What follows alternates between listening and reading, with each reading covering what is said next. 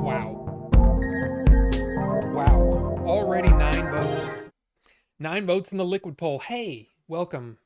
Good to see you and you and you and you. Not so much you, but you. And I'm glad you're here. I'm just kidding. I'm just playing around. But welcome to the show. Welcome to Order 42. I am Rob. And yes, I believe there will be an announcement tonight.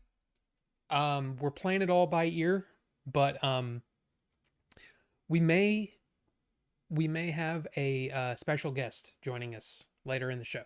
So I'm just gonna say I'm excited, and I hope it's like Shawshank Redemption at the end. That's really what it comes down to. I hope. But anyway, welcome to the show. I'm Rob. And we're gonna do the thing tonight. You're the special guest, Ricky. I mean, no, that's not what I planned.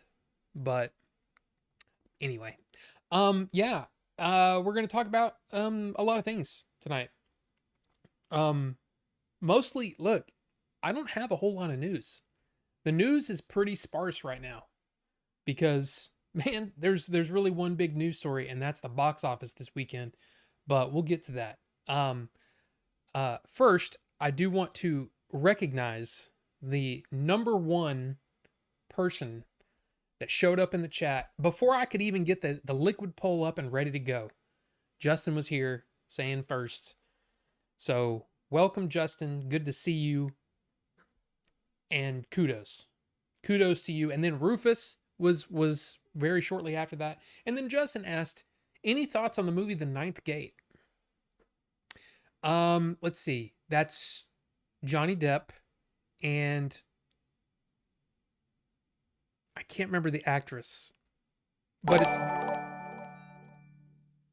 Chikasa, Shish Kebab, Shawshank Redemption, Chicago. Exactly. Thank you, Ninjinzu. I appreciate that. That is very generous to basically start off the show with a super chat. I appreciate that. Thank you, and welcome, Ninjinzu. But yeah, Ninth Gate. That's what's his name? The director that got into trouble for things. Honestly, I don't really remember it. I remember seeing it. I remember it was pretty it was a big deal when the movie came out. The premiere. I saw it I'm pretty sure I saw it opening weekend and came out of it going, it's fine. I honestly don't really remember it. That's going to be one of those movies that Roman Polanski, yes, thank you. That's one of those movies that I guarantee you I was too young to really appreciate it for what it is. Or it just may not be it may just be a meh kind of movie. I don't know. For me, that's all I really remember it is. I remember that it was a big deal when it came out, and I remember being, pretty underwhelmed by it. But again, I was a lot younger. I mean, like I said, I think that was 99. So I would have been like 23, I think. I don't know. But yeah, honestly, I don't have a whole lot of anything good to, or not good or bad to say really, other than I just don't really remember it. So there you go. And you also asked that you recently picked up the Andromeda Strain from Vinny. Any good? Well, I'll tell you this. I did. I also purchased the Andromeda Strain, recent Arrow video release. Fantastic looking. The restoration done on that was pretty impressive. Directed by Robert Wise, who was, I think, didn't he work on Citizen Kane? Anyway, Robert Wise is one of those old school directors, right? And also directed Star Trek: The Motion Picture, which a lot of people are like, yeah, Star Trek, the boring picture or whatever. I love that movie. I don't know why everybody. I mean, I get why people don't like it because it's more of a character study, and it's very there's not a whole lot of action in that movie, but I love it. I really love it, especially right after watching the original series. I thought that it fit really, really well, and I really enjoyed it. But anyway, Robert Wise, the Andromeda Strain. It is it's based on a book by Michael Crichton. In fact, Michael Crichton plays one of the doctors in it. It's an interesting movie, and it's also interesting from I don't know, kind of like a communicable disease point of view. It's an interesting movie. Is it the kind of movie that I'll watch over and over and over? Probably not. But it is one of those movies that's especially if you like the way that Michael Crichton kind of the way that he builds suspense in his stories, it's definitely evident in that movie. And there is, it's also a movie from the early 70s that almost feels like a TV movie in the way that it's shot and put together. But I liked it. It's overall, I liked it. I don't know if I would have bought it if I'd already seen it. I'll say that. It's not the kind of movie that I can just rewatch. It's not, for me, that's not the kind of movie that I kind of rewatch, but yeah. I would say it's definitely worth watching. I just bit the inside of my mouth because I'm an idiot. Wow. But Maple Cream Team. So here's the deal.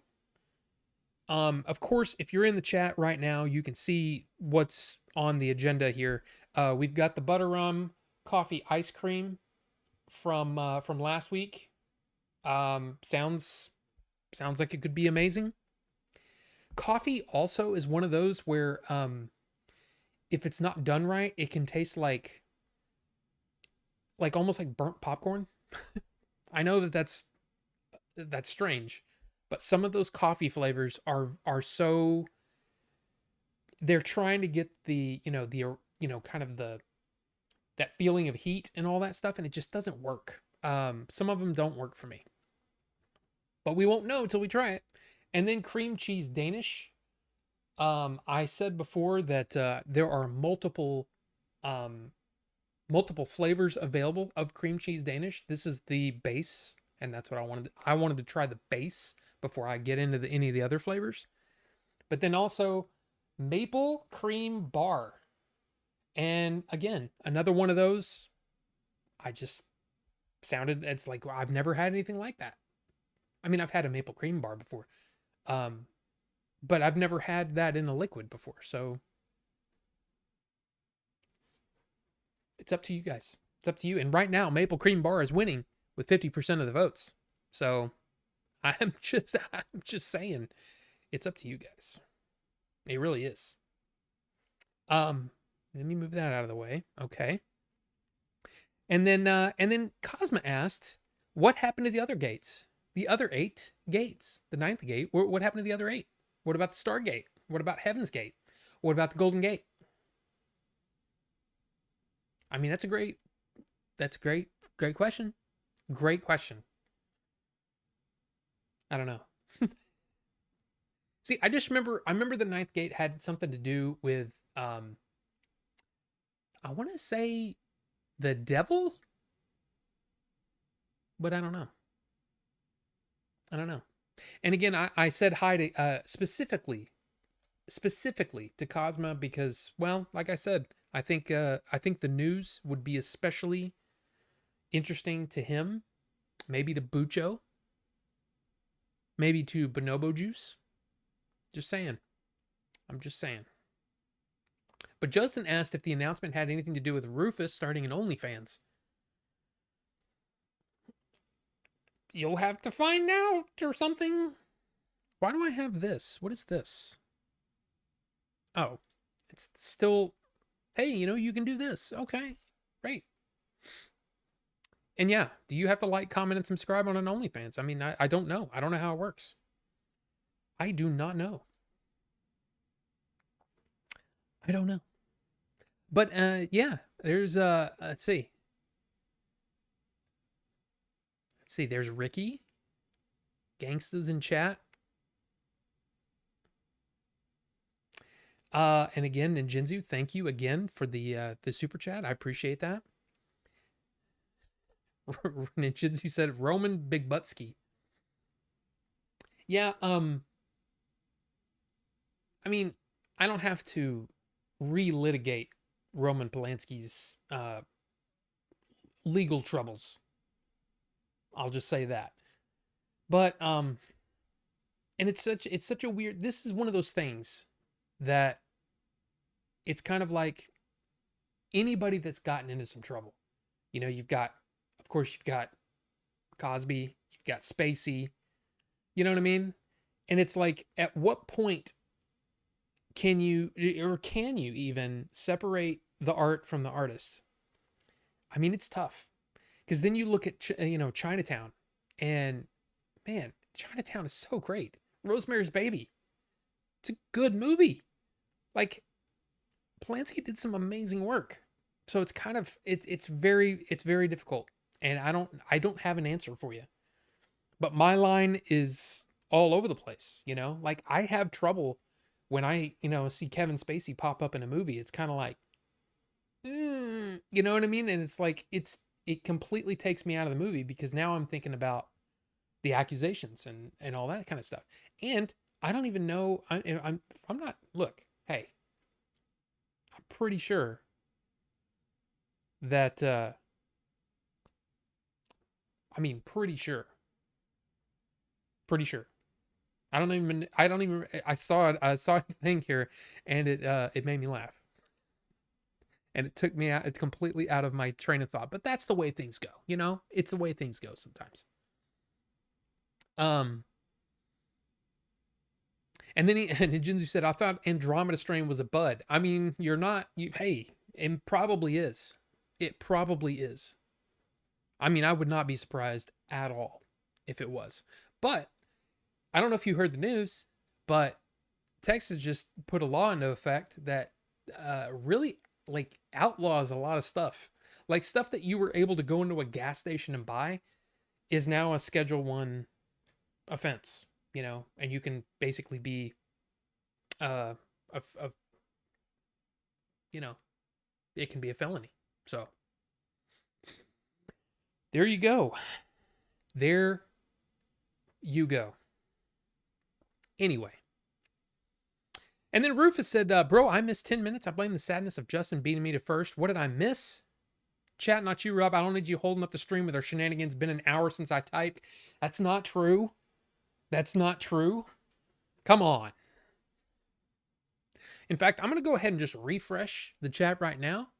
So then, when we get to the end of this, we'll do the news. And again, there's not a whole lot. But I do want to bring some things up that you may be like, interesting.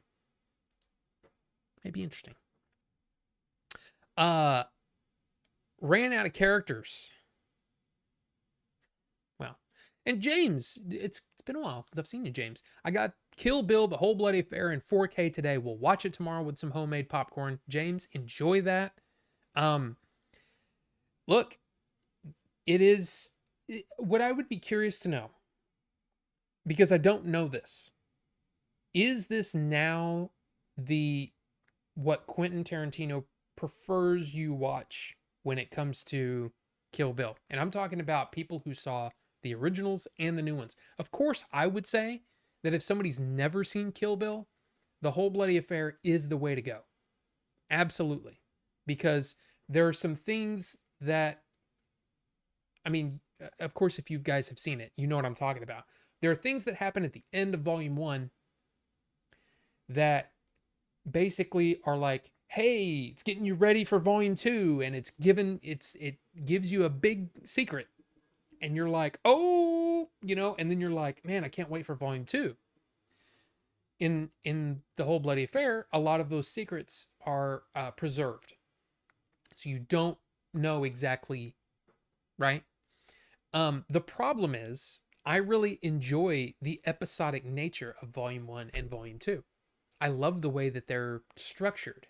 I like the way that Volume 2 starts off with almost as a recap of what happened in Volume 1. And I like that. I like the shot of Uma in the car in black and white, basically recapping the first movie. I love that. I think it's great. So it's one of those things where it's like, I want to own The Whole Bloody Affair at some point, but probably I'll just buy it digitally. That's just for me. I've got Volume 1 and Volume 2 in 4K, and they look amazing. They look great. I'll probably just stick with those. And then when if I want to watch all of them, like both of them back to back, I'll do that. But it'll be interesting. James, I would love to hear what you think afterwards, because those are basically my thoughts. I went and saw it in the theater, and that was my thought coming out of it. I was like, okay, that definitely preserved, the secrets, I'll just say. Or the surprises. But because I just like, I don't know. I don't know. Okay? That's just my opinion. Movie High Club, 3 sequels you've seen. Well, I've seen many sequels. I assume you're saying what's maybe like 3 favorite sequels?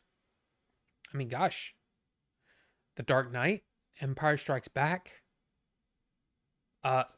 Spider-Man Brand New Day. I mean, there's a lot of them. There's a lot of great ones. It's interesting though. It's have no idea what Polanski did. Yeah, Ninjutsu, you can look it up. Oh, yeah. There, oh, you did. Yeah. It's one of those things. Rob, I'm back. Sorry I did get a hold of you, but I will tomorrow. Well, hopefully you'll stick around for a little bit, and maybe you'll know what I was talking about. Wait, Kevin Spacey is my favorite actor. He won every lawsuit he had. True, but there's a lot of and that's the thing. That's the reason why the court of public opinion is difficult to get over, because now I don't know how many people know that, and I don't know how marketable of an actor he is now because of that, which is, it's one of those things. It sucks. I would like to know more about what happened. Like, I would like him to be upfront about, hey, this is why these people said this.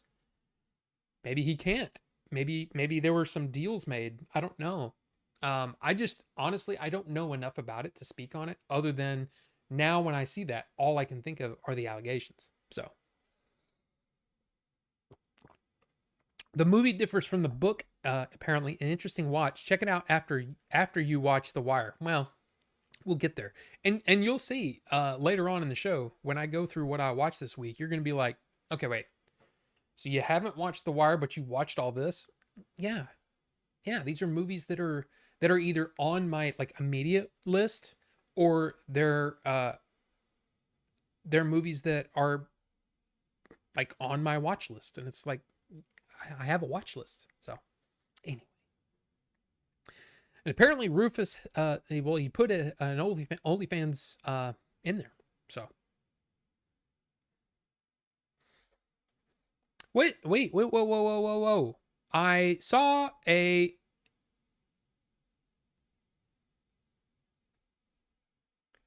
Okay, I'm not sure what happened, but there was someone in here by the name of Mike that those messages are no longer in here.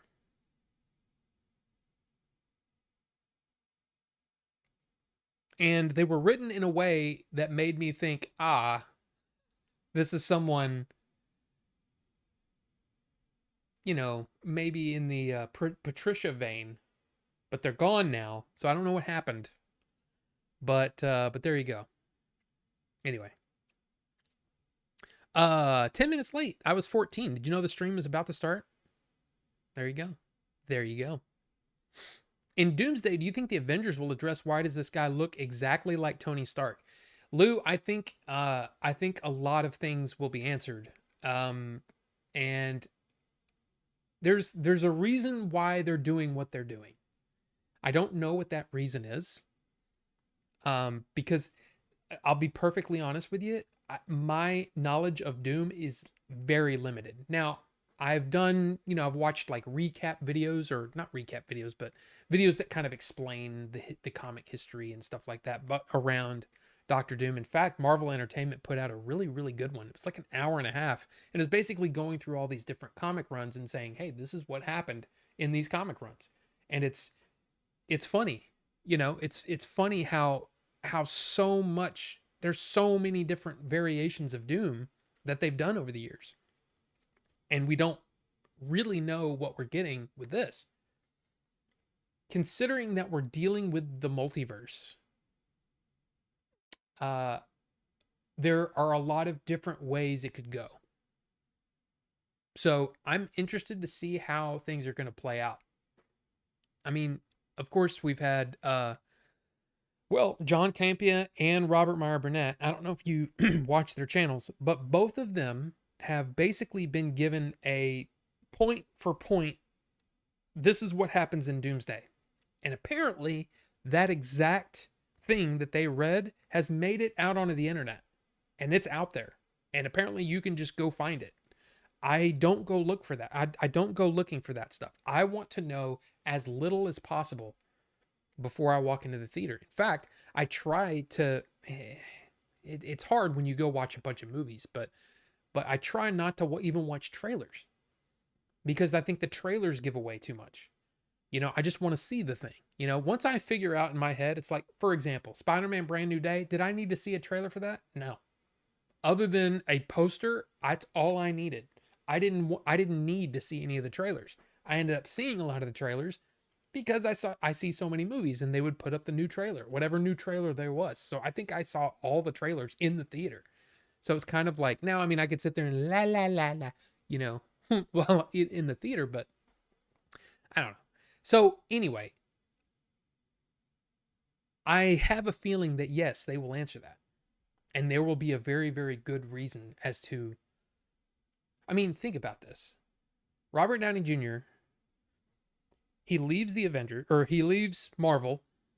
He goes off and he does Oppenheimer, and he wins a Best Supporting Actor Oscar for Best Supporting Actor. And then decides that, yeah, I'm going to come back and win and come back to Marvel. There's got to be a good reason. And so not only is it a good reason story-wise, but it's a good reason for the actor, Robert Downey Jr. Now, you could just say, it's money. It's only money. It's always money. That's all it is. But I don't think so. I think at this point, Robert Downey Jr. can do whatever he wants.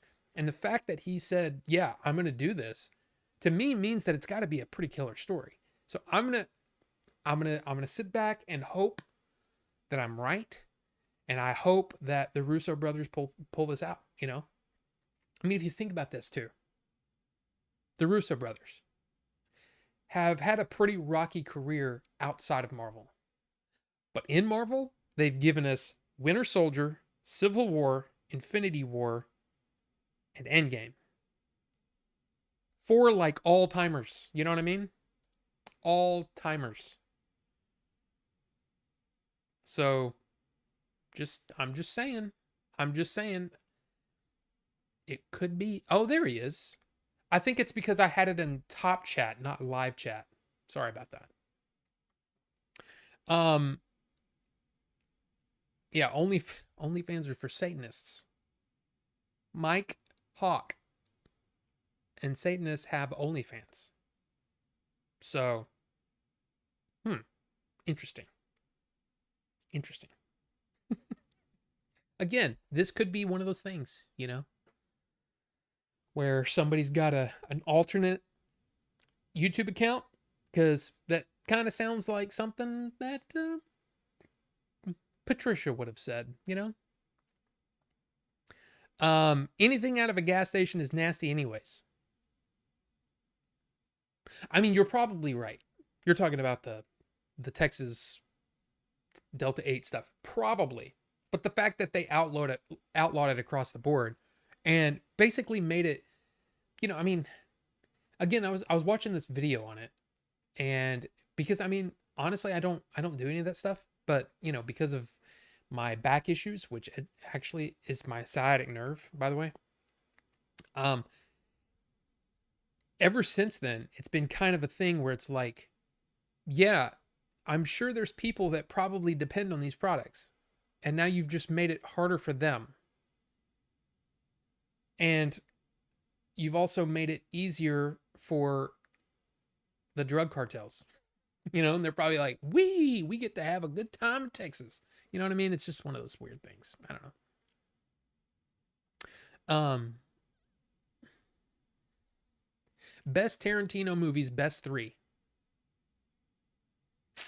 Best three Tarantino films. Okay. I will say this. For the longest time, Pulp Fiction was my top.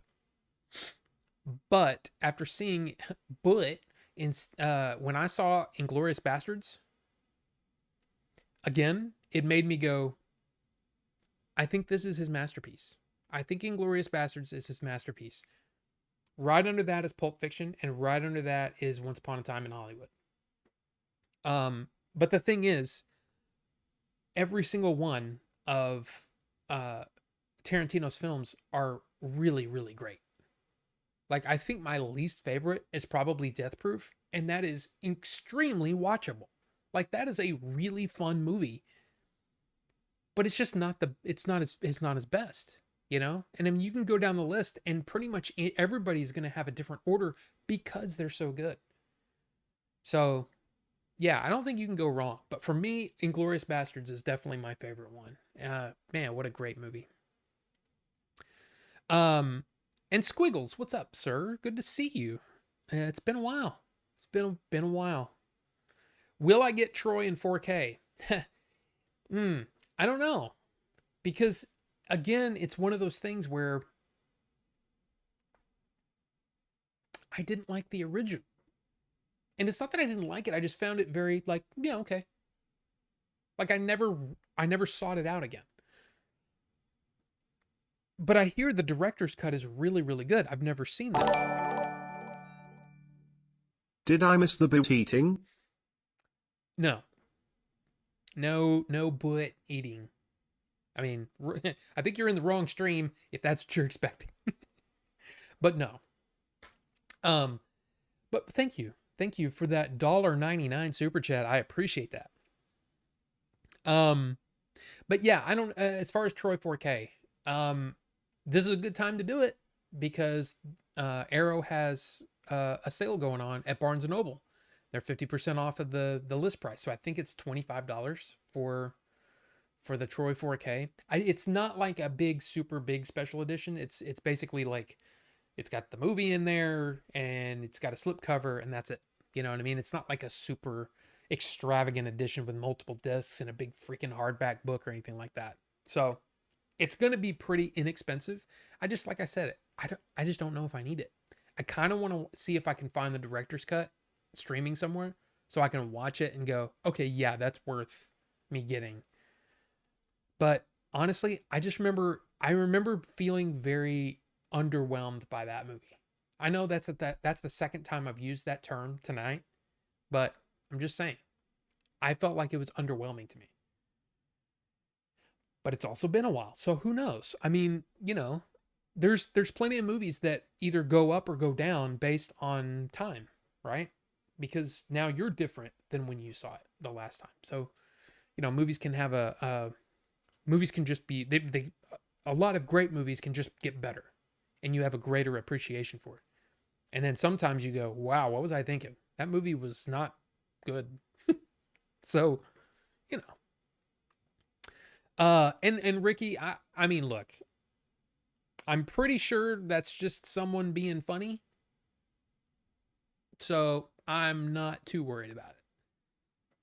But anyway, now I'm going to pause it right here with Rufus because I just want to talk about this.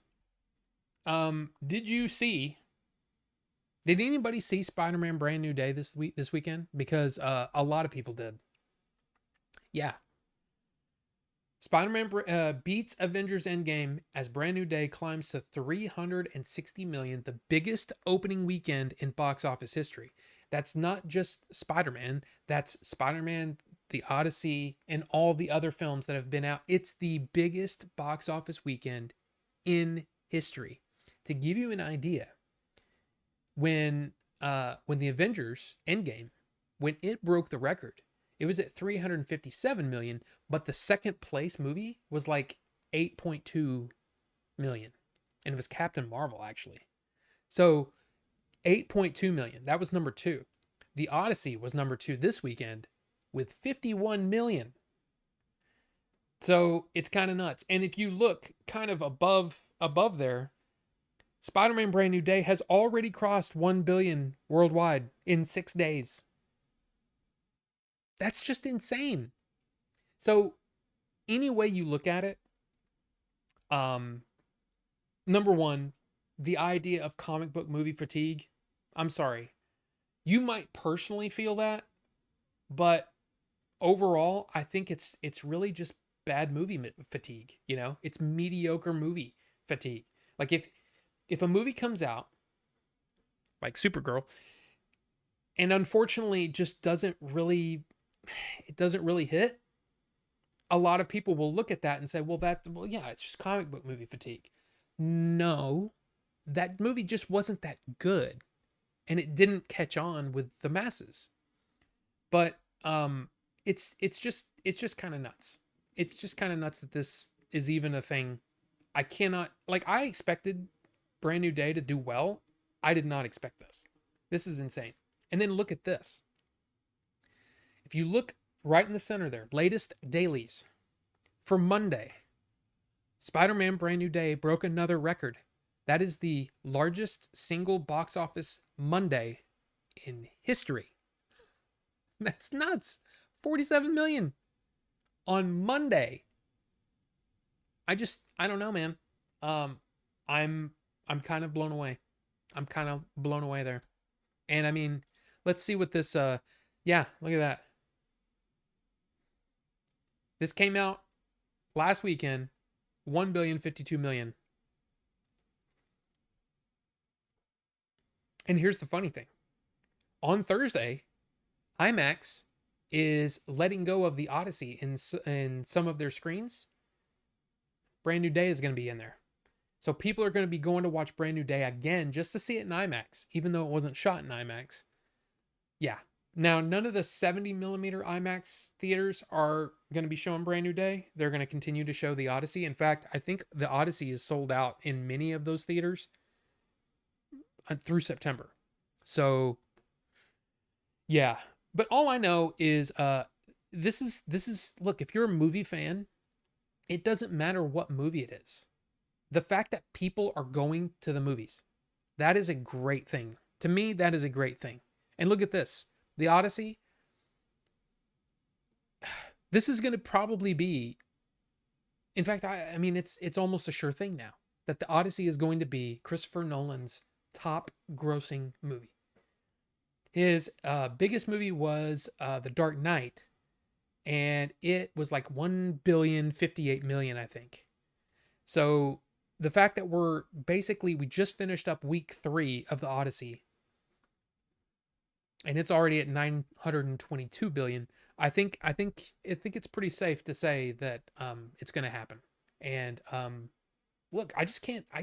I'm excited for somebody who's a fan of the movie theater experience. I love the fact that people are going to the movie theaters now. That's great. But here's another thing. If you go into a movie theater when the movie starts, shut up. I don't want to hear your commentary. I don't want to hear your stupid little jokes. I don't want to hear any of that crap. Shut up. And it doesn't have anything to do with, background or, it doesn't matter. Any of that stuff that you're thinking that, oh, it's probably this group of people. No, because everybody, seriously, there were so many people in my brand new day screening talking. Now, this was a fan screening, but you would think that fans would shut the hell up. It was driving me insane. It was driving me insane. And my wife is usually the one that starts to get angry and basically it makes her like not enjoy the movie. She was fine because she was like, these people are just having fun. And I'm like, yeah, I'm trying to have fun. And everybody won't shut up and comments here and there. And it's like, somebody was like, this lady a little further down my row, there was a part, I won't say who, there was a character that came on screen wearing a dress. And she's like, ooh, I like that dress. I don't give a crap. Helen, I don't know what her name was. I really don't know what her name was. But yeah, I don't care. Shut up. If you can't control yourself for 2.5 hours to let other people enjoy the movie as, I don't know, man. I don't know. Well, that's just how they enjoy the movie, Rob. Just have some decency and shut the hell up. That's all I ask. I don't think I'm saying anything that's that out of bounds. I don't. I think you should shut the hell up. So, there you go.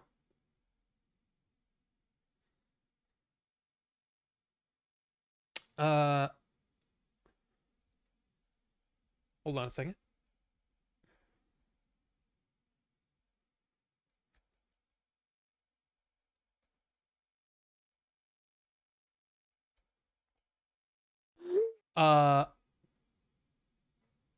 Yeah, you did hear that. Sorry. I was sending a text. But anyway, yeah, just I don't know. And maybe we're beyond that.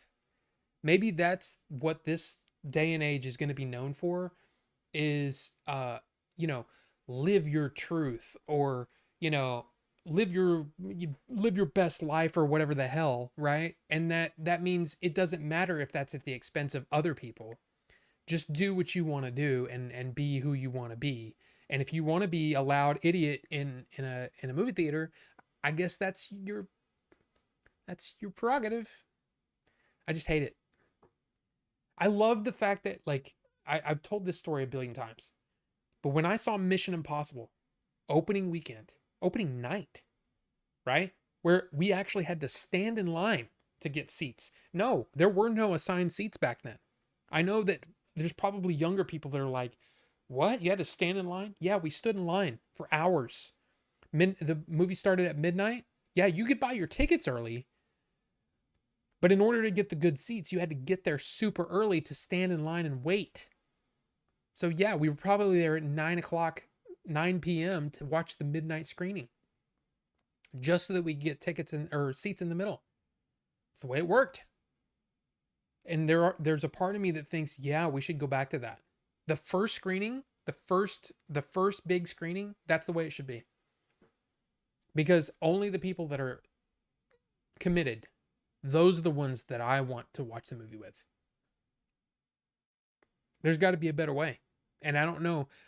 In fact, you know what? Theater chains, instead of, playing 15 minutes of commercials that have nothing to do with the movie, like, oh, here's the new, I don't know, here's the new Honda or something. Like, there's car commercials in front of the movie. And I'm like, this has nothing to do with the movie experience at all.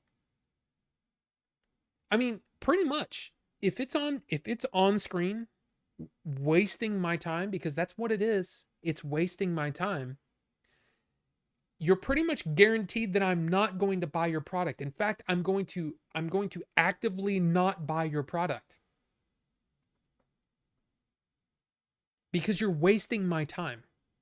You're basically taking my time away.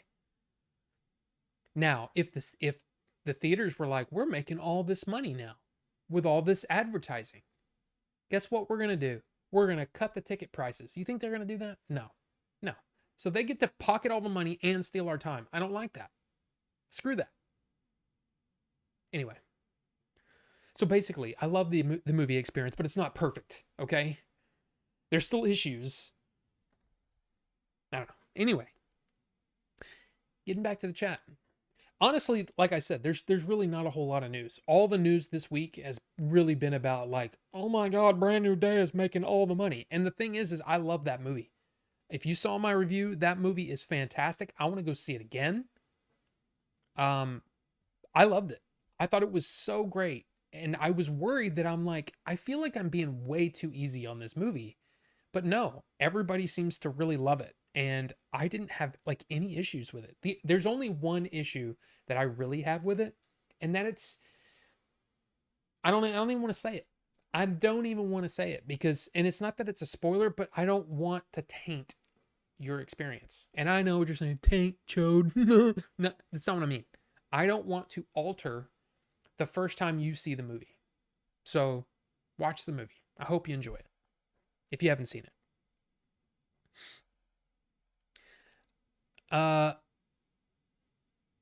Wait, what? What? I knew I'm just trash and I let my emotions distract me. Prejudice for the person that beat you to first. It's just an emotional response to ignorance.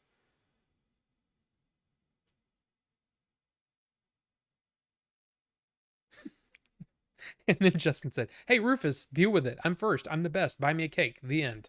There you go.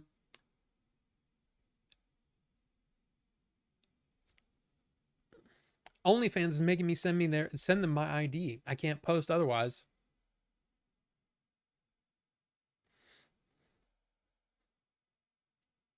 I'm gonna skip all the devil talk because, like I said, I'm pretty sure that was just somebody funning. But we'll see. I don't know. Maybe. James asked, do you think there will be an Avatar 4 and would you be even interested in it? Man, that's a good question. I don't know because it was almost like James Cameron was kind of like leaning toward not doing 4 and 5, even though he had plans for it. It was almost like maybe there's something in the back of his mind that's like, I might not live to see the end of these. Maybe I should work on something else. Do I want the rest of my movie career to be Avatar films? The fact is, I've said this, and I stand by it. It doesn't matter if it's a musician, if it's an author, a director. I think artists that have been elevated to a point that we get excited to see the next thing that they're going to come out with, I think they should have the ability to make whatever they want. And if James Cameron said, I'm sorry, but I want to make Avatar 4 and 5, I would be like, don't be sorry. I'll be there. Because for me, James Cameron is one of those directors. Just like Michael Mann, just like Steven Spielberg, just like Ridley Scott, you know, directors that have earned their place in movie history. And so, yeah, I'm going to go watch their new movie. I mean, again, might I remind you, I'm that dude. I'm one of like 42 people. or I'm one of very few people who went and saw Megalopolis in the theater to a special screening and paid extra because I'm that guy. I love movies and I love movie directors. And if I want them to make whatever really inspires them and something that they want to make. Martin Scorsese is also on that list. I'll watch anything he makes. You know, he's earned that place. He's earned that from me. So it's just one of those things. If he makes it, I will be there. If he says, well, that's not really what you asked. You asked if there will be. I honestly think that he might be done with those.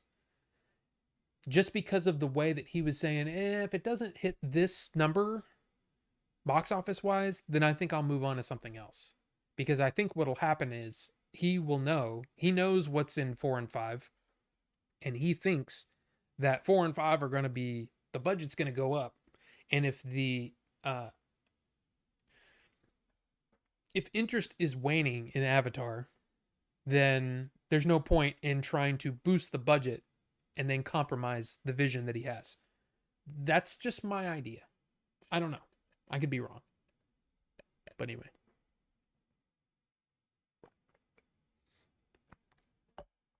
I mean, the reason is always money. Okay? The reason that any actor, director, whatever, it's any corporation, government, a lot of that stuff is money based, right? Those decisions are based on money, and I understand that, and it's probably true. But also, you know, it's just a thing. It's just a thing. It's the way things go. So it's okay. It's no big deal. Okay, skipping that, Rufus. Sorry, but I'm going to skip saying that. James said, heat up a kettle with oil and lard, throw some kernels in it, then pour pure 100% butter, Parmesan salt over it with a touch of coconut oil over it. Wow, it's good. That sounds good. And then James gave his list: Kill Bill, Django, Hateful Eight. See, a completely different list. A completely different list. But all of those are really, really good movies to great movies. I think Kill Bill, watching it again, was like, man, this is a good movie. I really enjoyed this. And I really love Django Unchained. I mean, in fact, the only one, no, there's not one Quentin Tarantino movie I don't own. I own them all. They're so good. But a lot of people will say, you know, oh, Jackie Brown's his worst, or Death Proof is his worst, or some people don't like the Hateful Eight. But honestly, I mean, I don't think he's made a bad movie. He's made some movies that are better than others. But I mean, I think pretty much anybody in Hollywood would be proud to have that kind of even one of those movies in their filmography. It's just, that's how good he is. It's just the way it is. The fact that he keeps saying things that what's the point of you saying that right now? That's weird. Like when he was talking about Paul Dano or about Matthew Lillard, and it's like, what's the purpose of you saying this? Like, I don't get it. I don't understand. But he did, and that's the way it is. Non-spoiler, that was by far the worst end credit scene Marvel has ever done. Well, I mean, that's the thing. There's so much that doesn't make sense because we don't know what the context is. I get what you're saying. By the end of it, it was kind of like, oh, well, I don't think I needed to stay for that. I kind of have to pee right now. You know what I mean? Like at that point, it was like, okay, it's been 2.5 hours. I need to pee. let's speed this up. And then you get to the end of it, and it's like, that was it? But I get what you mean. And it's at the very end for those of you. I will just say this. If you're watching I should have said this in my review. But if you're watching Brand New Day, yes, there is a post-credit scene, but it's literally at the very end of the credits before the lights go all the way up. So, and I honestly think you could probably just look at somebody's post about it on line and not worry about it. Honorable mention is Desperado. He didn't direct it, but he produced it. Well, I mean, yeah, and he actually directed parts of Sin City. In fact, specific scenes, I think. I don't know how many, but I know of one in particular. But I mean, the dude is really talented. So, really, really talented. No, no, no. I'm in the right stream. Okay. All right. Okay, then. Probably going to skip this section of the stream. What do you mean? No, there's no spoilers here. I am not going to spoil anything. I'm not going to spoil anything. Now, I mean, look, I mean, I can't speak for the chat. I haven't gotten there yet. But yeah, man. Yeah.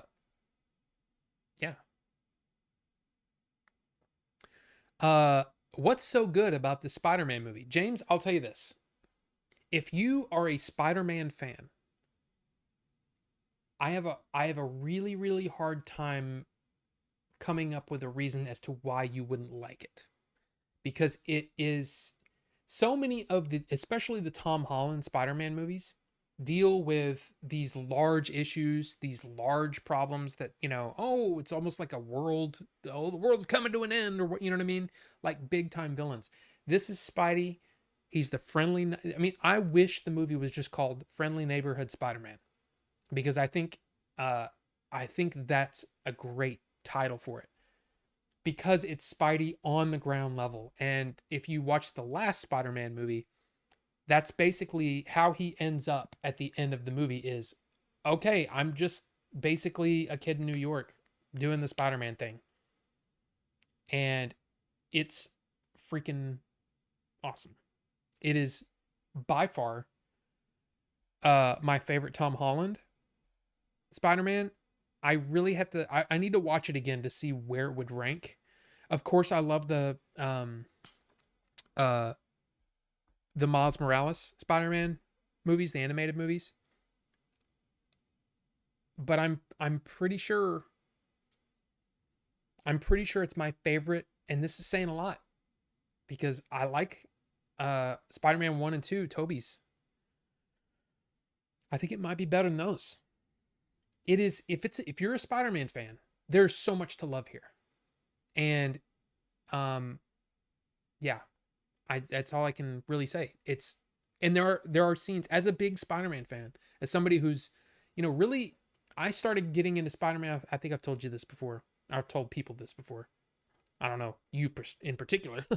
But Ultimate Spider-Man, when Marvel did basically say, hey, we're taking all of the years of lore that we have for Spider-Man, and we're going to start over with new artists, and we're going to basically tell a lot of the great stories, but in a new format, and it, like, basically a rebooted universe. And I said, well, good, because I know nothing about Spider-Man, really. I'd love to basically get caught up in a fresh new way. And that's what the Ultimate Spider-Man Marvel comic series was. And I loved it. I fell in love, and it made me go, okay, Spider-Man has just now jumped up to probably my second favorite comic book hero, Batman being first. So yeah, Spider-Man is awesome. I love Spider-Man. So for me, there were parts in the movie that I could feel myself tearing up, because it was pure Spider-Man.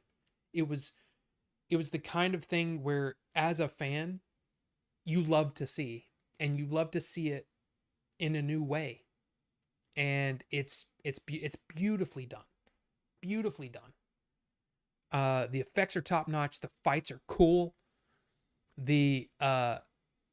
And then, like I said, the only thing that I could see that might have been like a stepping, or like one of those like little stumbling, you know, is that the movie kind of feels like it's wrapping up, and then all of a sudden a new gear hits, and all of a sudden there's like more movie. Now for me, I'm like, cool, all right. I didn't real. It felt like it was. I was like, man, this movie was short. This movie's wrapping up quick, and then there's more. And I'm glad there was, because it was really, really great. So I'm just all I can say is I was absolutely delighted by the movie. And yeah, I think it's great. It's great. But again, I think if you're not a Spider-Man fan, it's hard to know how you're going to feel. All I know is I was elated at so much of the movie, and it was cool seeing, different characters pop up. I don't want to go into details, but different characters pop up from all over, and it was just really cool. It was really cool. So there you go. Everybody loves Peter. Everybody loves Tom Holland. Tracks. Well, saying. And that's the thing. That's kind of an amazing thing if you think about it. So Tom Holland, Zendaya, Jon Bernthal. Those three actors are in the top 2 movies of the year. Well, the top 2 movies right now.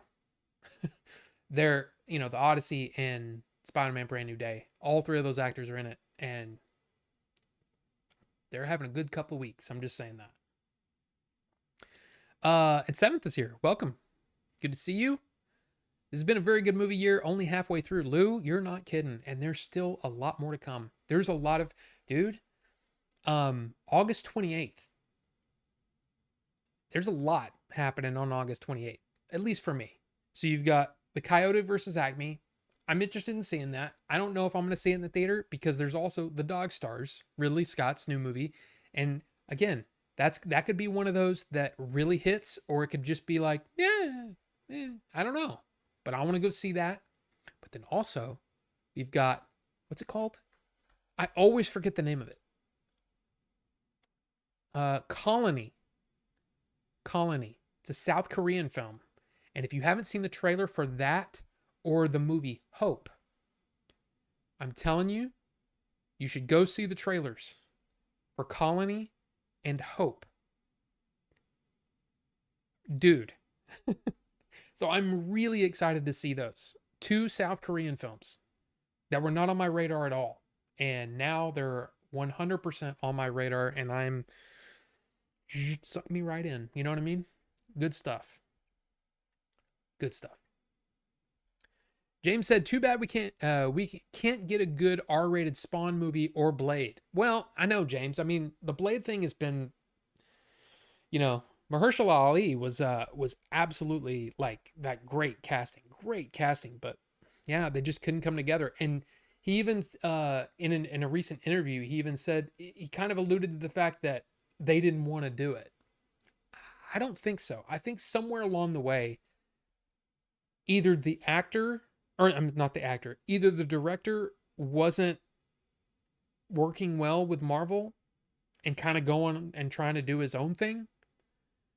But it's like, it's got to work in context with what we're doing here. And maybe that's where they couldn't get it to work. Because, I don't know if you heard this, but the costume designer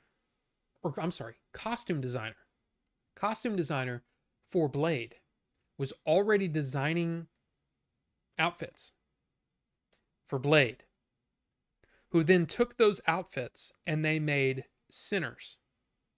So apparently Blade was going to be a period film, and I think that just wasn't working in context with Marvel as a whole.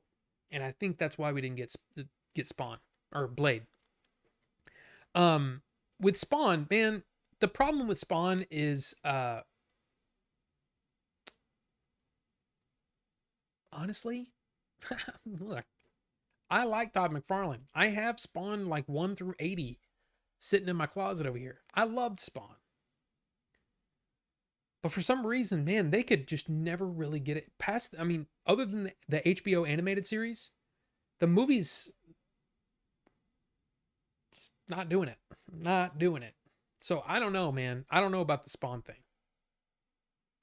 I'm going to see Wolfman this Christmas. You mean werewolf? Werewolf? Werewolf? I don't know how you're supposed to say it. Werewolf. Yes. From Robert Eggers. Hell yeah. And even though I wasn't a big fan of Nosferatu, I wasn't a huge fan of that. He's another director where it's like, okay, he has proven to me that he's awesome, and I like his style, I like his vibe. I want to see everything he does, and I have seen everything he's done. And I have my second sight copy of The Witch. It's awesome. Movie High Club said, I've seen Backrooms and liked it, liked the visuals, but I thought the story was boring. Like, the story of it was not good. Obsession was good. I'm kind of excited for this Resident Evil movie. Okay, let's talk about. First of all, I haven't seen Obsession yet. Please hashtag no spoilers for Obsession. I haven't seen it yet. Although I will say that there was a pretty big spoiler that I heard when the movie came out. That basically made me go, I don't think this movie's going to be for me. I don't need to go see this in the theater, And I figured that the hype and everything around it would just die off really quick. And then it just kept going and going and going and going and going and going and going and going to where Obsession just got out of the box office top 10 this past weekend. Barely. Almost made 11 or 12 weeks in the box office, in the top 10. That's crazy for a movie that only cost $750,000 to produce. That's insane.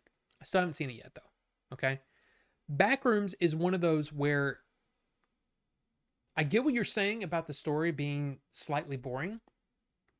The problem is Backrooms is not about. It's one of those movies where I totally can understand why you say that.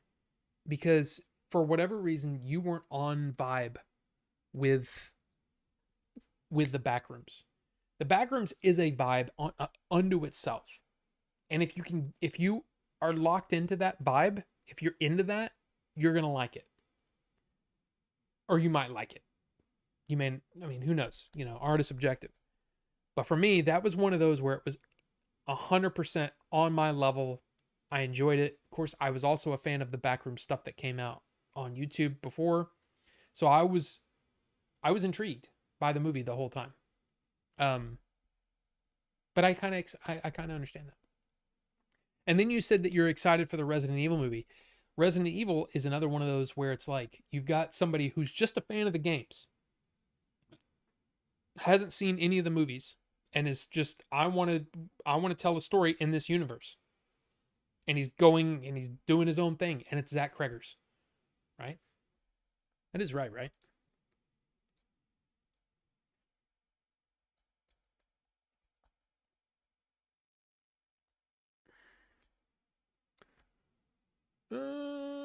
Yeah, Zach Cregger, singular, not plural. So yeah, I'm definitely excited for it. James said, when I went to see Django Unchained, there was a guy yawning loudly the entire time. I remember. Oh, well, I don't know what that was. I mean, was he just trying to be like, is it one of those people that like, I know you've probably met people like this where they yawn loudly or they laugh loudly. It's almost like, hey, everyone, I think this is really funny. You know what I'm talking about, right? It's the person that has to draw attention to this. I'm really enjoying this. Oh, I'm really not enjoying this. I have to make my displeasure or pleasure very audible and very, and I want everyone to see what I think of this. Yeah, I hate people like that. I want to punch people in the head that do that. I mean, metaphorically, not for real. You know what I mean? Yeah, I don't know about that. Dude, my Django Unchained experience was awesome. So, I remember we went to see Toy Story 2 and a kid threw up. Dude, I have so many stories of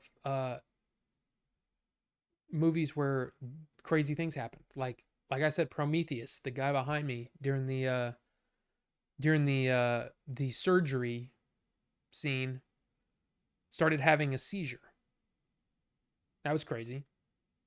I saw a very, very, very early screening of Blair Witch Project in '99 with my future wife, and people were throwing up in the movie because of the jumpy stuff. So yeah, it's crazy stuff. Seven said, when I saw Natural Born Killers, it got to a quiet moment. Some guy yelled, "This movie sucks." And everyone laughed, and then no one shut up for the rest of the movie. Yeah, I don't. I don't know. I don't like that. But James said, I bought a 75-inch OLED TV with surround sound system, and I don't miss going to the movie theater. Yeah, but the thing is, man, there's something about. I'll put it to you this way. I was showing my wife. I said, okay, we're sitting here, we're watching something in the living room. I said, okay, put your hands out and put your hands out to the width of the screen. Right? Something along those lines. And then next time we were in the theater, I said, hey, put your hands out and put them on the sides of the screen. And she went. And I'm like, yeah. I mean, look, I understand that you think your movie, it's big, but it's not. Unless your entire wall is your TV, you're not getting the benefit of that image. And unless you have a Dolby Atmos sound system with 60 speakers in your house, it's not going to be as good as a movie theater. Now, I totally understand if you're saying I don't like people talking, because sometimes, I'm not going to lie, sometimes that happens. I don't like smelling other people's food. That's, to me, is one of the worst. I hate it when I've just eaten and I sit down, I'm full, I'm satisfied. And then somebody sits next to me and they're eating a hot dog. It makes me want to, and I love hot dogs, but not when I'm full. And I hate that. Even the smell of popcorn sometimes is just like, dude, can you not breathe this way? And then it's just like, just in general, sometimes people annoy me. Like there was a guy in the Odyssey. There was a guy sitting next to me and he was eating gummy worms or glow worms or whatever the hell they were, right? And this is what he did. He was nothing against big guys, but he's a big guy. And he did this. He ripped off the top and just threw it in the floor. And then is eating his stuff. I didn't hear him. Nothing. But just that idea. Like he's some kind of like a prince or something. Or better yet, a sultan. Just, doesn't bother me. I mean, seriously, it's like, do you expect people to come in here and fan you and stuff? Like, I hate that kind of completely entitled behavior. Like, I'm one of those people that I clean up after myself. I take all my trash. If I make a mess, I clean it up. If I'm at a freaking restaurant, I'm cleaning up after myself. Oh, I spilled a little, cheese sauce on the table. I'm gonna wipe it up. I mean, I don't understand how people aren't raised to, try to leave the space that you come into as good or better than it was when you got there. You know what I mean? Like I don't know. I hate that. So yeah, when he was done, he just threw it like he literally just threw it in like on the ground. And I'm sitting there and I just went, he didn't even notice me. But I was like, whatever, man. Oh, whatever. I haven't been to a theater in so long. This is actually shocking to hear. Well, again, I'm not saying that there aren't experiences that I wish were better. Like, for example, Brand New Day, I enjoyed the hell out of the movie. But also, I had to keep fighting the urge to be like, shut the fuck up. You know what I mean? Like, just shut up. Because people kept talking. And it was so annoying. It's like, this is not your house. You're in public. You know that, right? You know that there are other people around. I don't know. Then Jinzu said, I had dudes that bought front row, saw open seats in front of me, and when they sat down, all their colognes mixed, and I was smelling BO and cologne the whole time. Kind of took me out of the Odyssey. That's a thing. For sure. I mean, that's a thing. Seven said, I had a good time at Brand New Day, but I didn't think it was record-breaking good. To me, it was a 2-hour commercial for the reboot. I want a standalone Spidey film with no other heroes, and it's him versus the Sinister Six. And as long as Holland's tied to MCU, we'll never get it. I mean, yeah, you're probably right, because a lot of those that they were trying to, it seemed like what they were trying to do. with the villain verse or whatever you want to call it. Yeah, and a lot of those didn't work. And like bombed. People loved it. Well, I guess it must be good then. I'm going to go watch Spider-Man 6 times now. Look, again, there are going to be people that and I mean even what Seven said, I didn't think it was record breaking good. I don't I didn't think the Odyssey was, the best movie of the year, but there's a lot of people that just, I mean, it rocked their world. And what I'm happy about is the movie theaters are moving people. There's people in there and they're buying stuff, and I just love the industry. And I love that Universal is now gonna, well, they still have some work to do because, Christopher Nolan and his wife get 20% of the final, or the first dollar gross. We've talked about that. Christopher Nolan has the best deal of anyone in the movie industry. Just saying. First dollar means before you take out all the cuts, yeah, we get 20%. That's crazy. Like I think so far he's already made $56 million. That's pretty good. But anyway, it's just, and the thing is, box office doesn't equal good. Just because a lot of people are going to see it doesn't mean that it's a good movie. But all I'm trying to do is say, hey, this is what I thought. I'm a huge Spider-Man fan. So when I'm talking great about Spider-Man, you have to take into account, oh yeah, well, he's a huge Spider-Man fan. But I think it's an enjoyable film. It's a really fun film regardless. But anyway. And then Rufus said he was going to delete something. Holy crap. I'm so far behind. Oral believed the devil was bad. Yeah. A silicone doll that you literally own.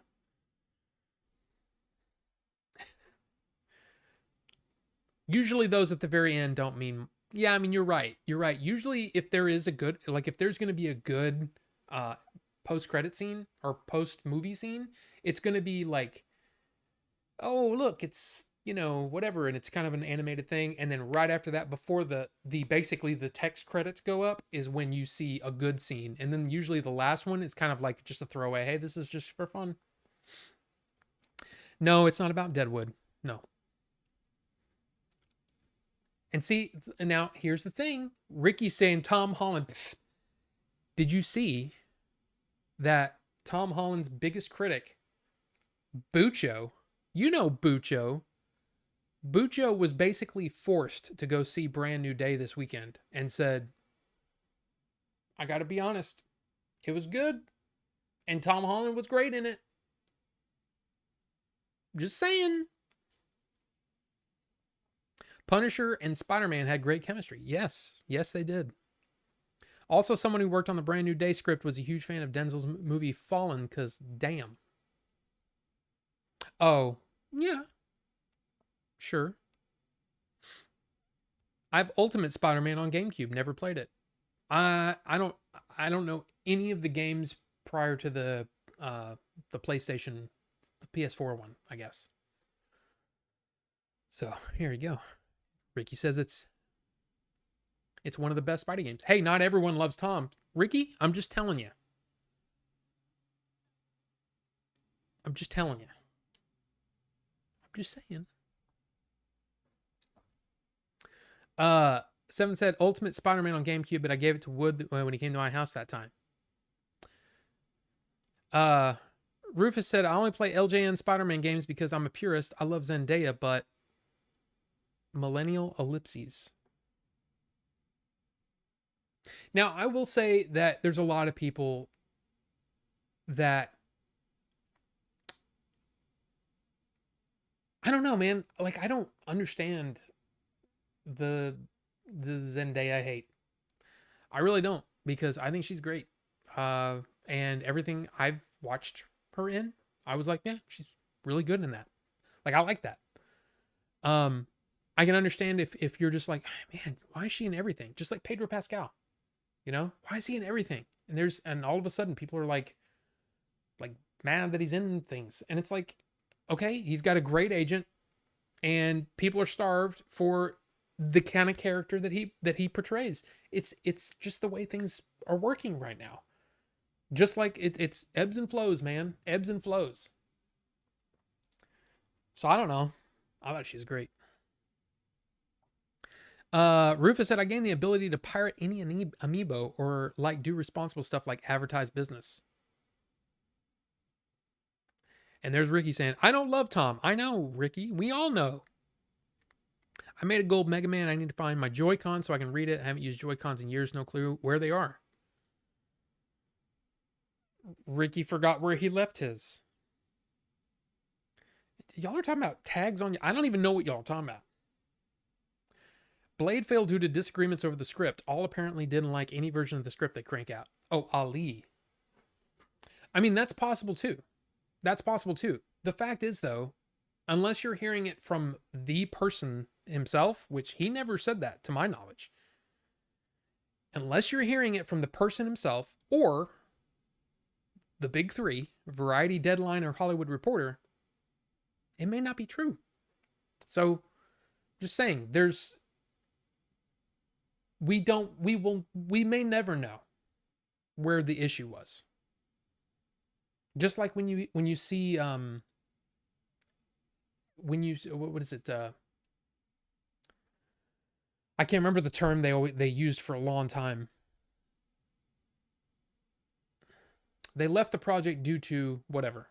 Usually what that means is, yeah, we're not telling you what the problem was, but there was a problem, and it was a problem that they couldn't get over. And it's just that's the way movie making happens. I mean, there's going to be times when you're like, a director signs on, he's like, man, I love this project, I love this idea, I want to do it. And then they get into there and they go, this script is a mess, and we can't break the story. We can't come to an agreement as to what we want to do. And everybody says, okay, that's it. And that happens all the time. It's just that a lot of times that kind of thing happens and you never hear about it. It's just that, with Marvel, I mean, you kind of hear a lot of stuff about Marvel.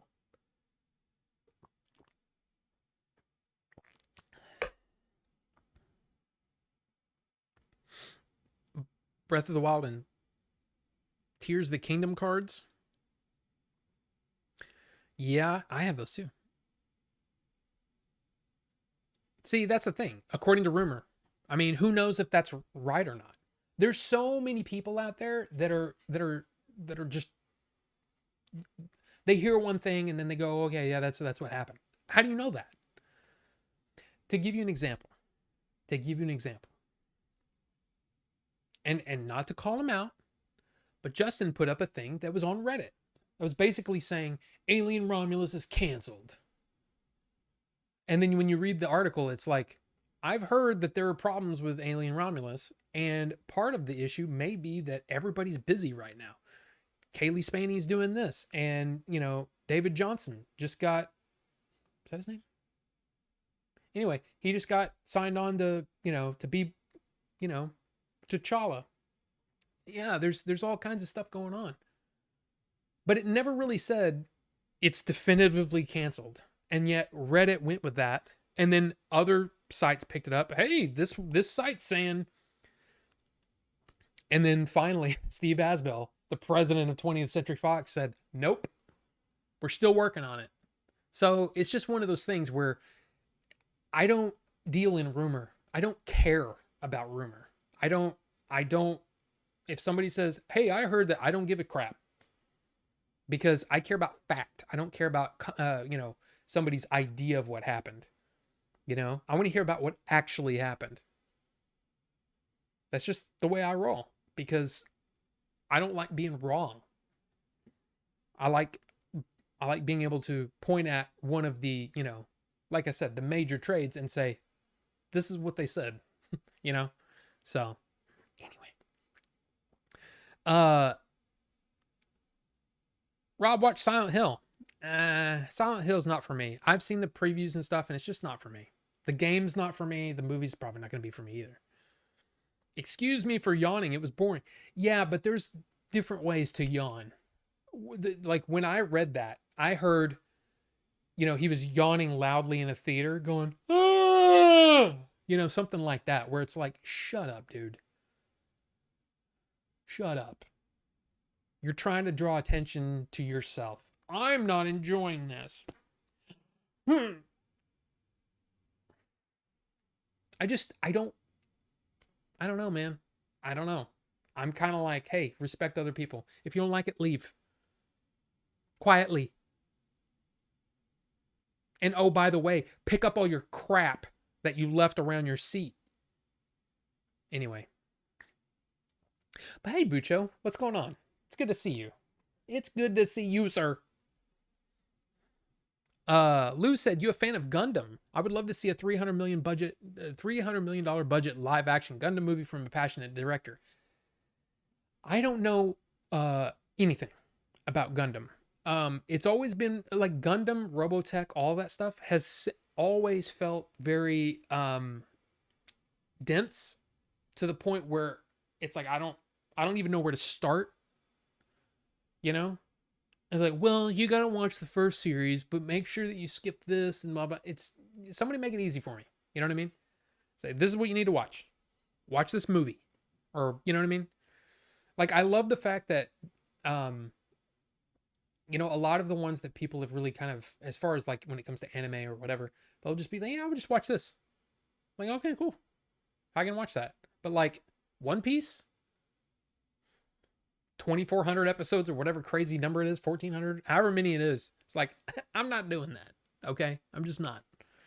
But Gundam, it would be interesting. Like all that stuff, Macross, whatever. I don't even know what the names, like, those could be the same thing and I wouldn't know. But yeah, I would totally love to see that. It's no problem with the all caps. You're just excited, and I love it. I brought a bowl of mac and cheese to the theater when I saw the Odyssey. I don't know if that would be bad or not. I'm just one of those people that, and that's not a respect thing. That's just a hey, I can't be mad at the person for buying. Like they get to the theater and they're like, hey, I just drove 30 minutes to get here. I didn't have a chance to pick up dinner. I want something, from a tummy, so I'm not sitting there the whole time, basically my body trying to ingest itself. Maybe I should eat a little something. And they pick a hot dog. It's not their fault. And I'm not blaming anybody. But it's still like one of those things where it's like, ugh. And I don't know about you, but I'm very sensitive to people's perfumes and colognes. Very sensitive. Like maybe a squirt. Not just, hey, stop it. We get it, okay? No. You're done. Did you hear? I don't know if that comes across. You can't hear it. It's blocking it. It actually sounds like that. Anyway. So there you go. I don't like smelling other people. A woman sat next to me at the Odyssey and it was clear she hadn't bathed in days. It took her shoes off. Yummy. I mean, that's a thing. That's also that convention life too. Am I right? Whoa. Diets high in saturated fats can induce a neuroinflammation and insulin resistance, which ultimately compromises executive function and impairs optimal decision-making capabilities. Or at least that's how AI says I should politely say. It's scientific fat folks make bad decisions. Okay, that was pretty funny, actually. Rufus, that's pretty good. That's pretty good. Rude cinema talkers is why I always take a selection of ball gags to the cinema. I'd rather have a Toby or an Andrew versus Sinister Six with Holland Spidey dying. Wow. Tom Holland has multiple good movies. I still don't care for him. And then Bucho said, yep, Tom Holland's never done much for me, including a Spidey. Also thought he was meh in Odyssey, but Brand New Day made me hand him my Holland hater card. There you go. You best stop telling me, or else. My favorite Tom Holland film is Selena. I don't even know what that means. It'll be a while before I call him Tom Hallbland again. Yeah, I mean, the thing is it's just, again, I can understand if you, like, seriously, I can understand if you're like, I don't like that guy. I get it. I totally get it. Oh, hold on. Okay. No worries. I will totally be on.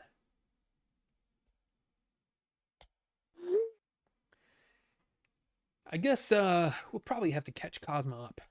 I'm just saying. I'm just guessing. But hey, since we know that, right now, butter rum coffee ice cream is in the lead. And I don't think, with 22 votes, I don't think anything can come close. So I'm going to, here's what I'm going to do. I'm going to refresh the chat right now. Refresh the chat. Refresh the chat. When it comes to the little break right there, we're going to call it. So get your votes in. If you're interested in voting, vote away. If not, the winner's going to be the winner. You know what I mean? When we get in a new Swamp Thing, everything raves about the Alan Moore run. Lou, that would be interesting to know myself. That is something that apparently Swamp Thing was in the plan that James Gunn was saying. That Swamp Thing was definitely going to be in the mix. I've only seen bits and pieces of the old early 80s film. I honestly couldn't tell you much about it. And I saw a couple of the DC animated films where Swamp Thing made an appearance, but I don't really know a lot about it. I did buy the entire Alan Moore run of Swamp Thing digitally, and I have it sitting in my Kindle, and that's another thing that I want to read at some point. Maybe I'll read that after Rhythm of War, because Rhythm of War is awesome so far. I love it. I love it. But anyway, yeah. So I would be interested to know if there is a plan there too, honestly, because I heard that too. In fact, Swamp Thing, what's the other one? One of the characters was in the first Superman movie. Anyway, they were basically, hey, if you're interested in seeing kind of what we're up to over here at the new DC movie universe thing deal, James Gunn thing, Peter Safran, right? You're interested? Here are some comic runs that you might want to take a look at. So I bought them all. They were all on sale one day. And I just said, ping, ping, ping. Because it was seriously like, oh, the whole run, that's like a $30 like hardback book, is $1.99 on Comixology. I mean, I literally just click, do it. So that's the way I roll. So I have them all. I just haven't read them. Getting Donkey Kong Bonanza for Switch 2 or Oracle of Time remake? Ocarina of Time. I have Bonanza. Bonanza was great. Bonanza is one of those games where I was really enjoying playing it. And then about, as far as like getting into it, about 75% in, I was kind of like, okay, I'm kind of ready for this to be done now. Can this be done now? I want to get to the end now. I want to move on to something else. So that's what I did. I beat it, and then I never went back to it. Like, I seriously have not been back. I enjoyed the game while I was playing it, but like I said, about 75% of the way in, I was like, I'm kind of done. Ocarina of Time, yes, because it's Zelda, and I can't say no to Zelda anymore. After Breath of the Wild, and I've gone back and played some of the other ones, the older ones. Yeah. I mean, I have my copy right there. That's the Japanese 64 version that Wood gave me. So, but no, no. Yes. Yes, I'm going to get it. Brock Lesnar retired. I thought he was already retired. But hey, congrats to a long and fruitful career, Brock.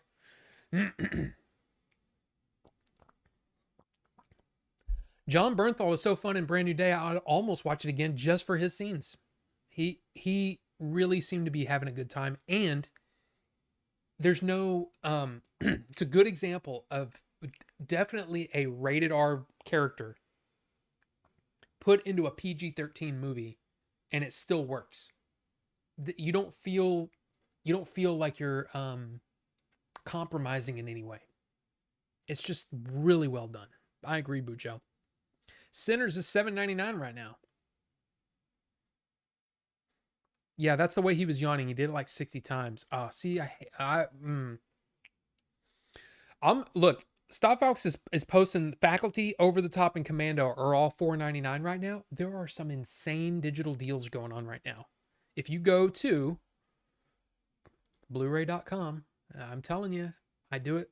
I show this to you a lot, and it's in every single one of my descriptions. The link to the Blu-ray deal, the Blu-ray.com deals page, and they show deals for Amazon, for iTunes, Google Play, Prime, Vudu, which is now Fandango at home, Walmart, and Steam.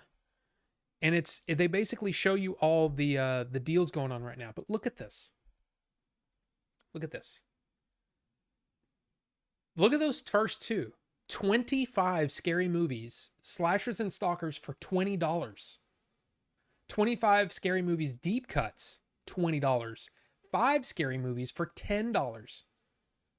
Dude, I think Paramount's trying to, make sure the Warner Brothers things goes through, and they need some money.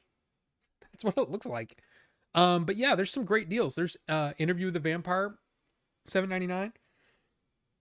Excalibur that we were just talking about a couple of weeks ago, $4.99. I mean, there's some great deals. Hey, there's that Furious, which is supposed to be really good. I haven't seen it. I actually heard from a couple of people that I trust when it comes to action movies that were kind of like, I mean, I see why people like it, but it's okay. But yeah, there's some great deals, man. Some great deals out there. So yeah, check it out if you're interested. And of course, like I said, you click over to Amazon and you say, hey, you just choose what you want. You say, hey, how are, get out of here with your ad blocker bull crap. Click 4K and you go, hey, these are the best 4K deals right now. So there's let's see, there's The Last Boy Scout, which just got announced, $42.06. It's actually cheaper on Arrow's website right now. But yeah, I mean, you can find great deals on here. Great deals. Hey, there's Carlito's Way for $22.83 in 4K. Dude. So there you go. Great deals. Great deals. Sean 420, welcome and happy Tuesday to you. Thank you, sir. James said, the only thing you need to watch about Macross is Super Dimension Fortress Macross. Do you remember Love? Do I remember? Wait, Super Dimension. Is that the whole title? Because that's a hell of a title. Super Dimension Fortress Macross. Do you remember Love? I don't know anything about that stuff. Gundam and Macross isn't the same thing, but Robotech and Macross is, so that's fair. Clear as mud right there. Clear as mud. I've had 2 Gundam related items for sale for 4 years. I can't give them away. I think I'm going to blow them up. Well, Justin, film it if you're going to do that. Seven said, saw the live action space battleship Yamato years ago. Had a fun time. Pretty sure it wasn't 300 million. Japan can make great films on the cheap. Well, I'll tell you this. The space battleship Yamato,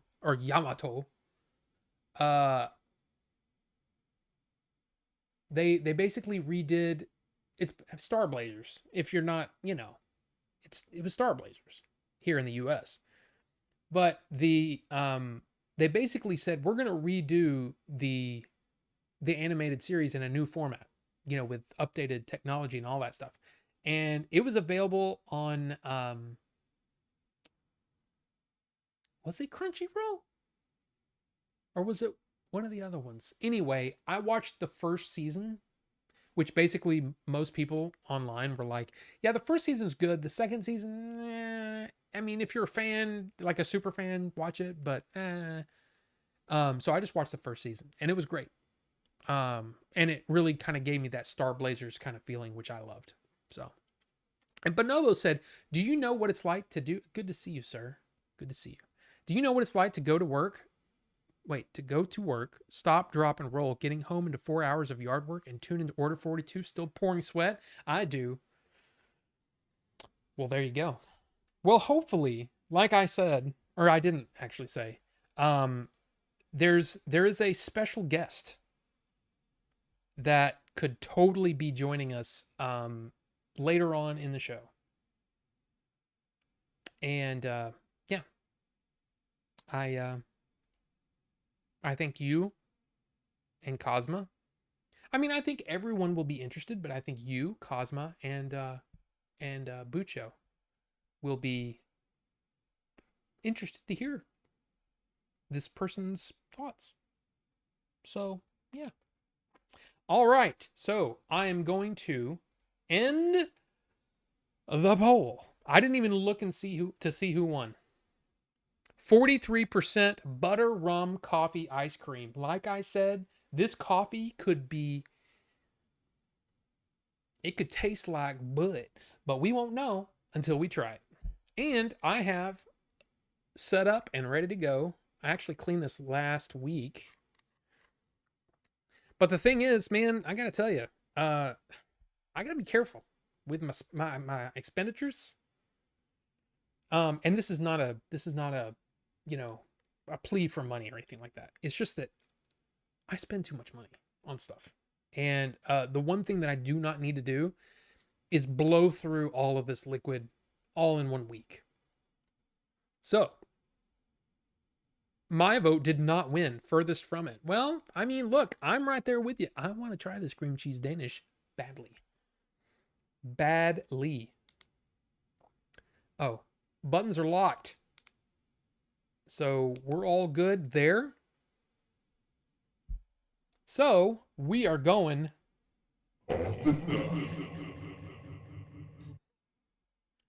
Let's try it. You voted for the Reese's flavor. Well, Shozama, welcome. Good to see you. Your screen keeps flickering.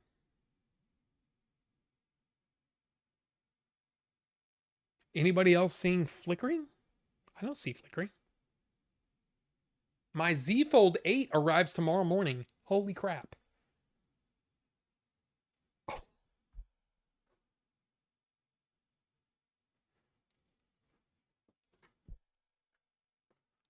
Whoa. Whoa. Movie High Club, I see you. Look, all this stuff, man, I'm going to get caught up. And welcome, Chris. Good to see you, sir. But oh my gosh, just the smell of this. I hope this is good. Because that smells insane. Like, so good. It smells, honestly, okay, butter rum coffee ice cream, right? What it smells like to me. I didn't taste it yet. It smells like butter pecan ice cream from Bluebell tastes. And I don't know, Bluebell is definitely a regional thing. It's in the South. But let me tell you, butter pecan ice cream is the bee's knees, yo. You know what I mean? It's freaking good. I don't always get it because I don't need it. I don't need the problem with much of the best flavors of Bluebell is we're only going to put that in a gallon or a half gallon. We're only going to put that in a half gallon. And I said, oh, well, if I buy a half gallon, I'll just eat the whole thing. And I don't need that. So put it in a pint. And they're like, well, we only put limited things in the pints. And I'm like, well, then okay, I'm not buying your ice cream. I mean, it's just the way it is. But their ice cream is great. I mean, like really, really great. So butter pecan ice cream. I don't even know what it's actually called. Well, let's try it.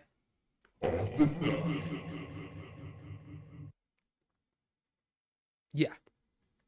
It smells amazing.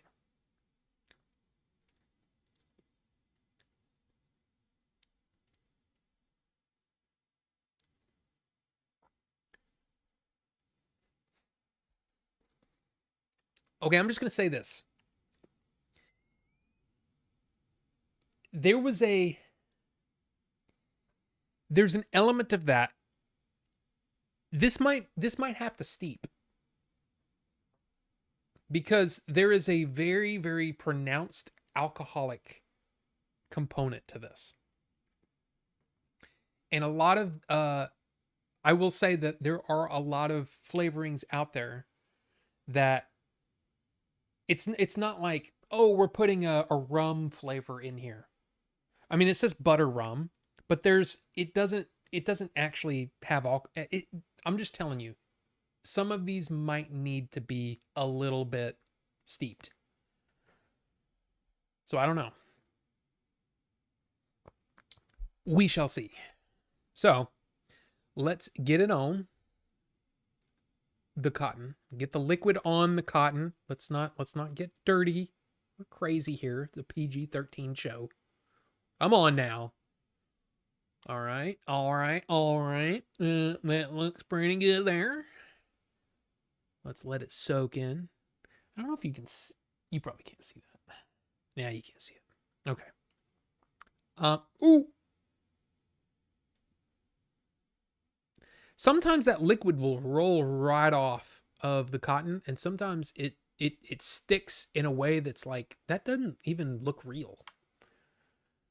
Okay, so that is all soaked in. So let's put some on top, and then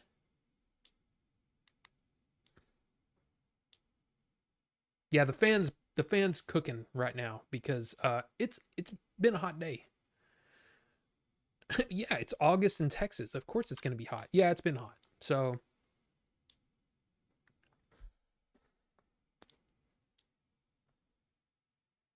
okay. Just smelling it, it smelled awesome. There was a very pronounced alcohol flavor that I wasn't crazy about. When I did it.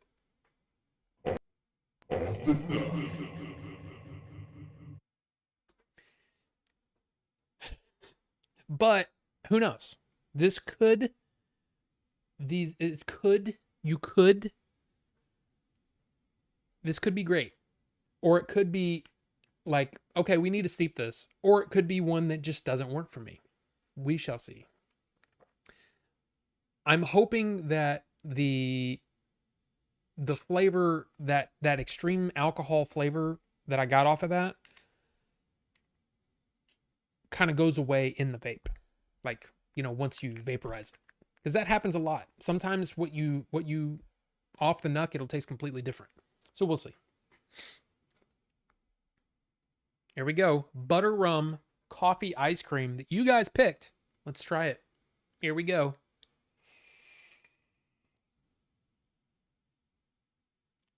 Yeah.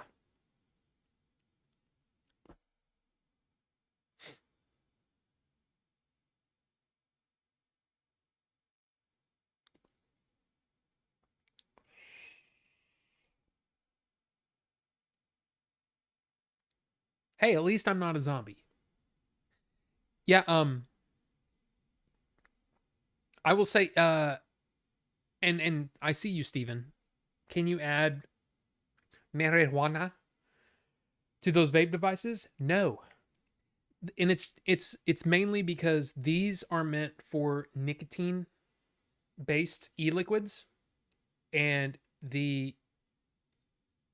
I don't know all the specifics, but I do know that those kinds of devices have a completely different coil system, have a completely different way that it works, and it's all based on it's all based on the viscosity of that liquid. So, like, I've seen people try to put like caffeinated things in here, but it just doesn't really work, and it's because of the way that the liquid is vaporized. Nicotine works really well. And of course, there are devices that are THC based or CBD based or whatever. They have those, but they're not compatible. They're completely different devices and have a completely different architecture on the inside. So no. But yeah. Honestly, the rum, the butter rum, like for me, I was thinking of like, because there's like butter rum candies and stuff like that. They don't taste like alcohol. This actually tastes like it has a little bit of alcohol in it.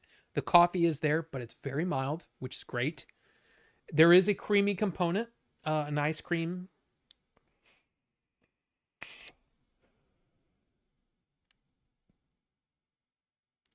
I'll tell you this: if the butter rum element was on its own, I wouldn't like it. But I'm kind of digging this because I'm not a drinker.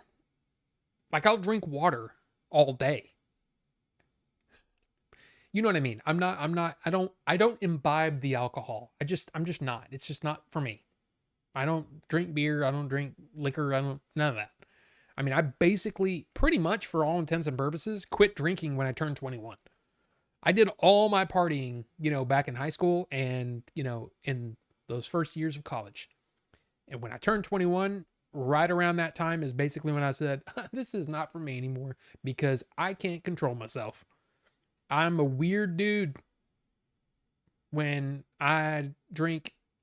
I make decisions that are not good. So there you go.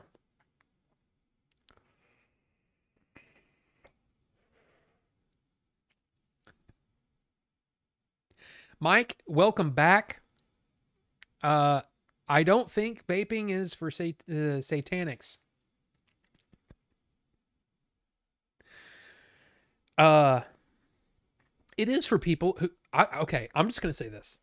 Okay, to me that's funny. Don't worry guys. I'm pretty sure this is a harmless fun thing.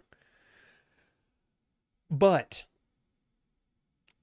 totally not in my wheelhouse, totally not like what I would pick, I guess. You know what I mean? Like if they say, "Yeah, this tastes like it has a little bit of booze in it." It's kind of got a boozy element to it. I'd go, "Yeah, I'm not vaping that." But this is really good. Like this is to me this is better than the what was it? The blueberry frosted cereal that we picked last week.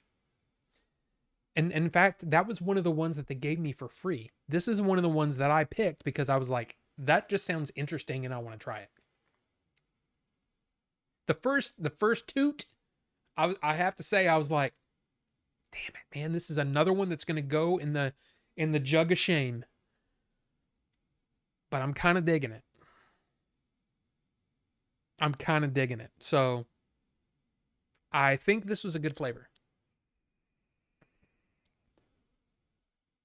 It's just so different. And that's what I was going for. I was trying to pick things that I've never tried in a vape before, like cream cheese Danish and maple cream bar. I've never had any vapes like that. I tried to pick interesting things. And this is interesting. And this could be really good. And Wesley, I will get caught up in everybody. But Wesley said, "What's up? Sorry I missed your show past 3 weeks." Wesley, no worries. By the way, and I should have said this at the beginning of the stream. We will not have a stream next week, and it's for nothing. Uh, uh, I've got some things to do. Um, it is important. It's not dangerous. It's not anything to worry about, but it is a thing that I have to do, and which means I will not be here to do the show. So, we may, I'll just say this: if all goes perfectly, we may have a stream Wednesday night, but not Tuesday night. So it just depends on how things go. Okay. So just keep that in mind. But Wesley, no worries, dude. No worries. I mean, I'm just glad you're here. Whenever you're here, I'm glad you're here. And if you miss a stream or two or four or eight, I don't care. I just like doing this stream and I do it so we can all have a good time. And if you miss a couple, it's no big deal, man. It's no big deal. And I mean, seriously, it's do the thing, whatever you need to do. And if you need to step away for a bit, do it. So I'm just glad you're here tonight. How's that? So there you go. So anyway, thank you guys for picking a pretty interesting flavor here. But let's get caught up here. Um oh, I have to go to here. I'm way behind. Z Fold 8 arrives tomorrow morning. Well, hey, I hope you enjoy that. I really do. I can't handle people spray cologne. I always get a headache. Yeah, I don't know what it is. Like there was one and it wasn't a cologne or perfume or whatever, but in my at the time, the place where I was working, my boss's office, she had one of those things where it was kind of like you put a thing in oil and then it basically makes the whole room oily. Just makes it smell good. The problem is the oil burned the fumes burned my eyes. I couldn't go into her office without my eyes turning red and like I would start crying. Like, not like okay, but more like, like just I couldn't, like it would make my eyes water. It was terrible. So the writer of Rhythm of War also wrote This Is the Rhythm of the Night for artist Corona. Fun fact. I didn't know that. Bonanza was fun, then I got bored. It's been sitting there since. Oh, Bonanza. Donkey Kong. I get that. 3 best comedic actors. Buster Keaton.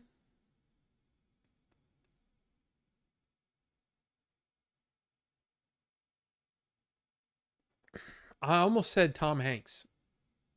But I think now he's mostly known for his more dramatic roles.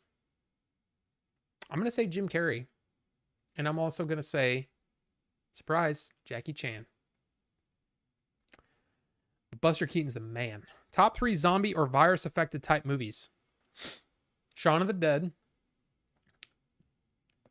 I can never remember. It's Of the Dead. Not Army of the Dead. But what's the other Zack Snyder Of the Dead film? Because I like that one. The one in the mall. I like that one. And probably... honestly, Return of the Living Dead Part 2. Or Return of the Living Dead. Whichever one it was. I enjoyed it. The one with the lady dancing on the gravestones. I know you're in there because I can smell your brains. I love that one. That one was fun. So there you go. But Shaun of the Dead is the best. Calm down. He's got to answer the other ones. Let's all calm down. I will admit they did good work to humanizing Bernthal's Punisher that was not in his series. Used Peter to reconnect with the dad he used to be. Well, yes. Yeah. But I would say, me personally, I would say that would be a mild spoiler. I should have read it before I read it to myself before I read it out loud. That's the kind of thing where I don't want to push people in a direction. So please refrain from giving plot points away to people who may have not seen the movie yet. So, yeah. Anyway. Whoa, we are all calm here. Is there a writer who has an easier road to getting his books being made into movies than Stephen King? I don't think so. I mean, it's pretty much, man, when he writes a short story, people are trying to option it like immediately. And for good reason. I mean, a lot of his stories make good movies. In fact, a lot of his short stories are even like easier. I'm not going to say it's easy to adapt because there are things that some movies have done to the original work that I did not think were possible. So, like the adaptation is so well done, and then some of them are really bad. But I think Stephen King is another one of those. He's kind of in that same realm. I mean, not like Steven Spielberg or whatever, but he's one of those that he's proven himself enough that most people, if you say, "Hey, it's based on a Stephen King story," you're like, "Oh, okay. What is it?" It gets your interest going. Furious doesn't look bad, and it has Joe Taslim. He's great. I don't know who that is, but there you go. No flickering for you. Okay, so no flickering, I guess. Yeah, maybe just refresh, I guess, if you're having flickering issues. But no, what you said. I don't see flickering, but I'm also an ignoramus maximus. D&D canceled, worked overtime, used DVD that came in today, tested, and works. Showzama, that's great to hear. I love that. Love that. Dude, this is good, man.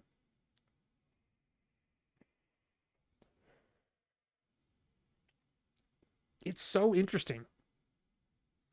It is so interesting. So, I like it. Banana pudding bluebell is the best. Holy crap, man. That's one of those where I love that banana pudding is so good, but they only sell it in a half gallon. So I never get it because I know what will happen. April doesn't like it. So what will happen? That will just sit there. And every time I open the freezer, it's like, hey, eat me. And then I eat it all. And it's just not a good thing. Because this is the one thing that I've learned over the years is that in my mind, I'm still like a big guy, like a 250-pound dude. And I still have the mental want of a bigger guy.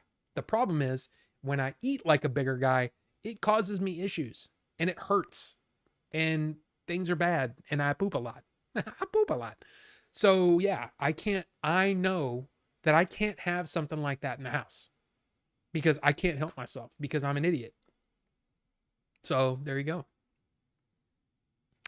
Someone needs to back up the HBO money dump truck and get Mike Flanagan on a Dark Tower TV series. I mean, that was the plan, Lou. It almost sounded like I was just picking a name, but it was Lou that said that. I thought that was the plan, that Mike Flanagan was going to do that. And dude, there is no one on the planet better equipped to adapt a Stephen King story than Mike Flanagan. Now, he's got his upcoming Carrie coming out, the series coming out. And apparently it's not getting much buzz at all. But I think that's one of those where, I mean, if it's good though, yeah. I thought Flanagan was doing Dark Tower for Amazon. Dark Tower has made so many different, it's jumped. Who knows what's happening with it now? I have no idea, but I would love for Mike Flanagan to get a shot at it. Because even I know he will have to compress a ton. Even if it's a series, he's going to have to compress a ton. But if there's anyone, like I said, there's anyone that can condense Stephen King into a movie or a series, I think it's Mike Flanagan. I would love it.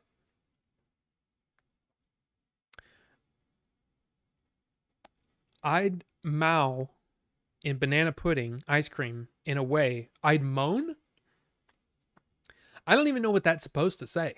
Bonobo juice, but that's all right because it's still funny. Something in banana pudding ice cream in a way where witnesses would think it rather vulgar.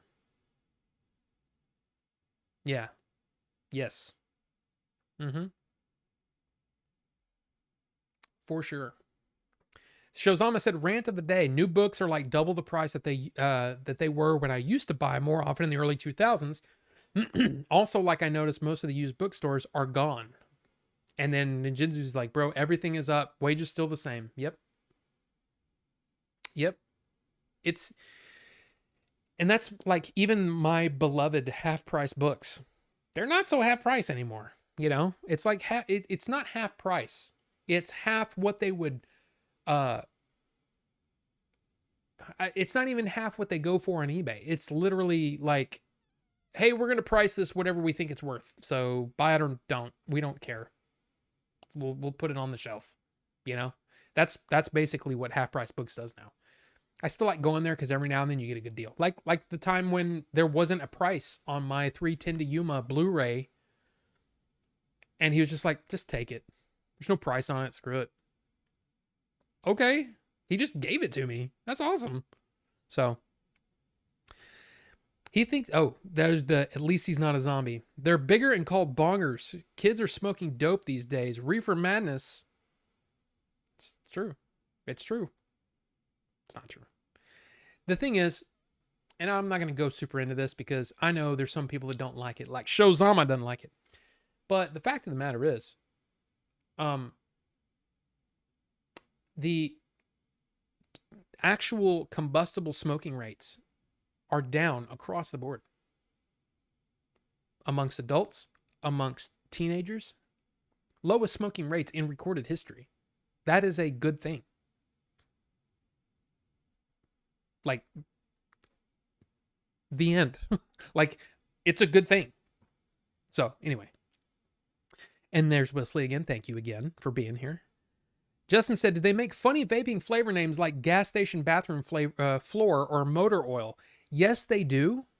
Like, of course, there was the tiger blood and unicorn milk, and there's a lot of those kind of goofy flavor names, but I don't like those because I like to know what I'm vaping.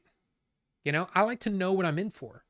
I mean, you don't have to, give all the secrets away, but at least give me kind of what you're going for, not some imaginary,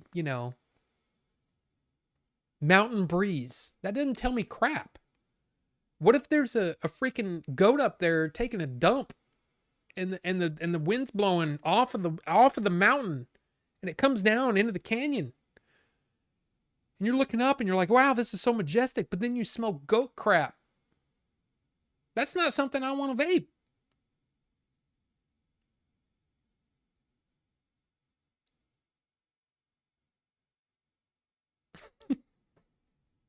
I don't know why the pause was necessary. But yeah, Irish Spring. Irish Spring. You know what I picture? I picture you like, oh, finally. Oh, water, and you're splashing yourself.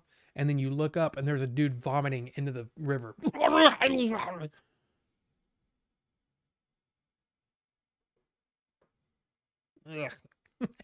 I mean, it doesn't tell you what it's supposed to smell like. That's not what an Irish Spring smells like. Don't give me these are raccoon thoughts. What does that smell like? What does that taste like? I don't know. But stop that. Stop that. Just be upfront. Butter rum coffee ice cream. That is perfect. I know exactly I thought I knew what it was going to be. But I mean, after tasting it, it's like, it's great. Anyway, I used to vape a flavor called banana butt. Wow. Yeah, no stream next week. I'm sorry. Beanans. Beanans. Unacceptable. You didn't even put in a request for time off with the moderation team. I'm sorry. We're going to have you come in for an emergency meeting at 10 a.m. Eastern on Monday so we can discuss this unfortunate news. We are pretty disappointed. Sorry. Makes sense because Jackie Chan idolized Buster Keaton. That was kind of what I was going for. That's why we planned it for 10 a.m. Sorry, Star Fox. You make meetings take too long, and the other mods have complained about the way you present yourself in company outings. You are a valued member of this team. We just won't require your services at the Monday meeting. Well, there you go. Dawn of the Dead? Land of the Dead? Just guessing. I think it's Dawn of the Dead. But I could be wrong. Top 3 romantic movies you've seen.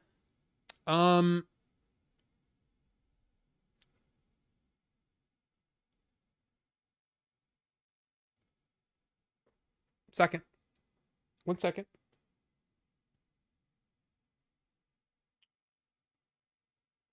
Okay, I'm just going to say this. My number 1 is You've Got Mail. It's my favorite romantic comedy of all time. I love that movie so much. Tom Hanks, Meg Ryan, Dave Chappelle, Dabney Coleman. It's great. I love that movie. I just love it. Okay? I love it. The next one is probably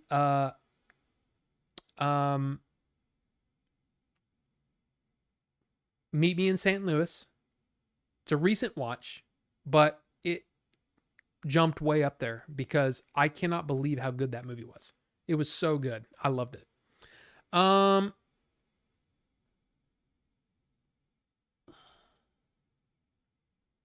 You did say romantic movies. Okay.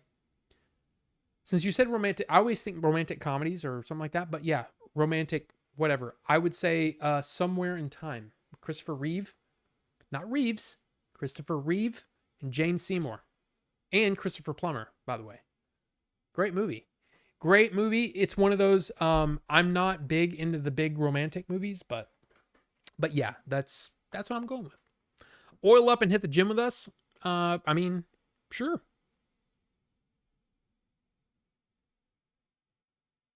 Anus the Red. Does it hurt your butt when you eat like a big guy? Yes. Well, it mostly it just gives me a really bad stomach ache, because the thing is I mean, I don't have a whole lot of room in there anymore, you know? Things are different. So yeah, when I eat big, it's going to be dangerous. So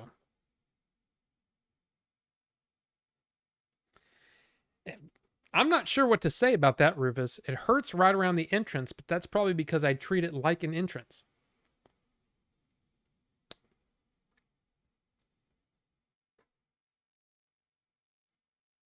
You might need to have that looked at. Or maybe that's why you have such a problem, is because you have had it looked at multiple times. Different people. I don't know. I'm making all kinds of typos tonight. It's brain fry from working in the sweaty sunshine. Hey, it's fine. It's fine. I'm going to pee. I'm going to put my pee in here. Not literally in here, but I'm going to go to the bathroom. Put my pee in the bathroom. I shall be right back. Okay? Yeah, I'll be right back. Be right back.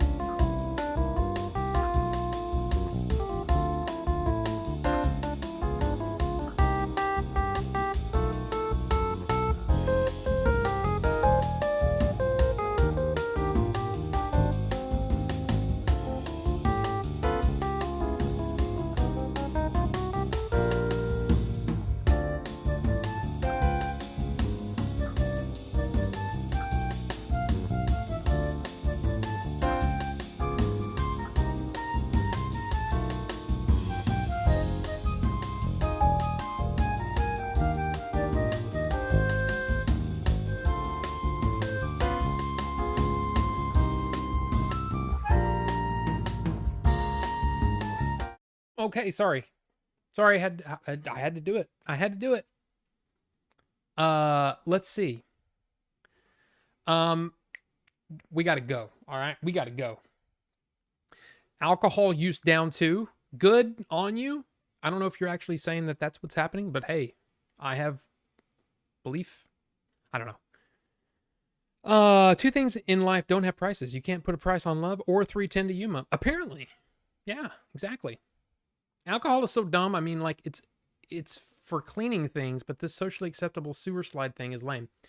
It's rad for cleaning things. Here's the thing, though. I'm all for, you making a choice. If you want to have a drink here and there, cool. But when it becomes part of your personality, or, changes your personality, that could be a problem. That could be a problem. You mean we're smoking goat crap, man? I think it's even better than before. No, we don't need that. I have Irish Spring 5 and one in the shower. It's fine as shampoo, conditioner, deodorant, and face wash, but it's awful toothpaste. I miss the good old days of 4-in-1. Dumb and Dumber is the greatest romantic comedy ever, or romantic movie ever. I mean, okay.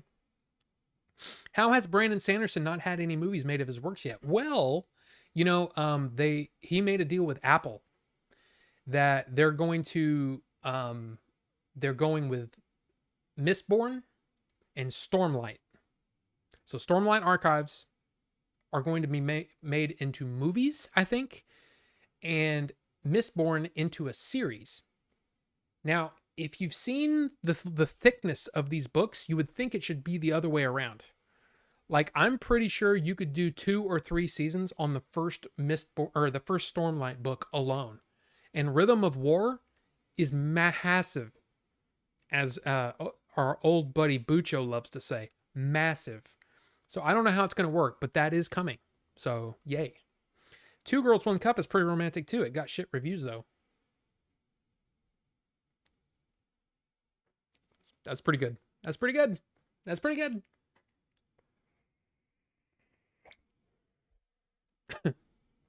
To anybody who is new, there is no money meeting, and the mod team meetings are just me and Ninjinzu sending each other lolcows on Instagram. Sorry for any confusion or how bad I made Star Fox look. Thank you. Good job. Oil up, bro. Top 3 bromantic movies and go. Shaun of the Dead, Lethal Weapon, and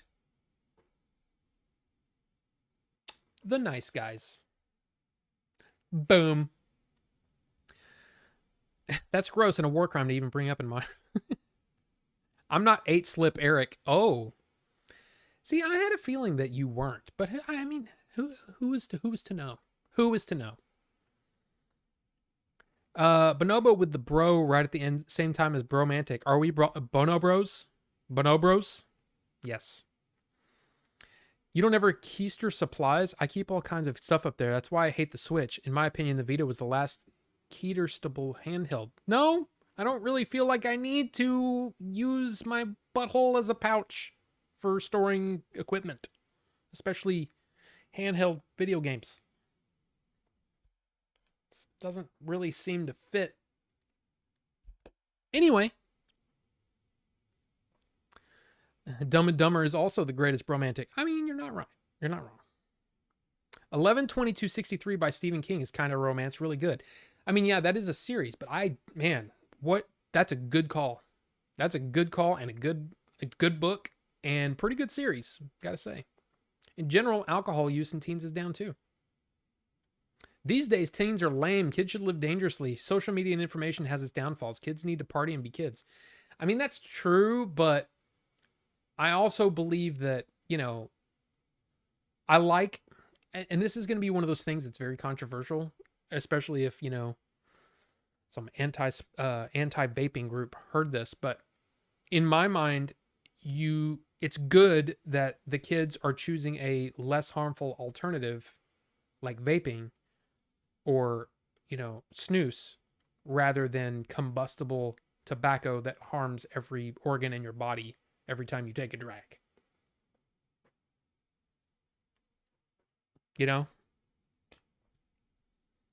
And it's one of those things that I don't understand. It's like, there's just as much nicotine in this whatever than a whole pack of cigarettes. And I'm like, yeah, but you're not going to vape it all at once. Yeah, if you went and didn't stop until the thing was empty, you would probably pass out before you could finish it. And you know what that feeling is? That feeling is your body going, hey, stop. It's the same with alcohol. It's the same with eating. It's the same with everything. Everything in moderation is fine. Well, not everything, but most things in moderation are fine. But water kills people. You drink too much water and you will die. There are things that your body tells you to stop. And one of those things is to go, wow, I'm really lightheaded. I need to, calm down a minute. That's all that is. It's ridiculous. Rob, if you went to prison, would you try to keister a vape? Bet that butt juice would be spicy. No. Honestly, I mean, I know you're kidding around, but I don't think I'd have a problem with the vape. I wouldn't. The nicotine. The weird thing about getting off of quitting smoking is hard. Quitting vaping is actually not that bad. I mean, yeah, you're going to be like, man, I wish I could have one right now. But you're not going to be like jonesing for it like, you would be a cigarette. With me, I would, for a few weeks after I stopped, it was like, I kind of want a cigarette right now. There's different chemicals in there that are making you want it. Vaping is not that bad. Not marsupial confirmed. There you go. Thank you, Rufus. And Ricky, he wasn't really making you look bad. He was just kidding around. That DS Lite looked pretty prison pocket sized. Well, this is a 3DS, actually. This one, the DS Lite, and they're the same size. Neither one bootable.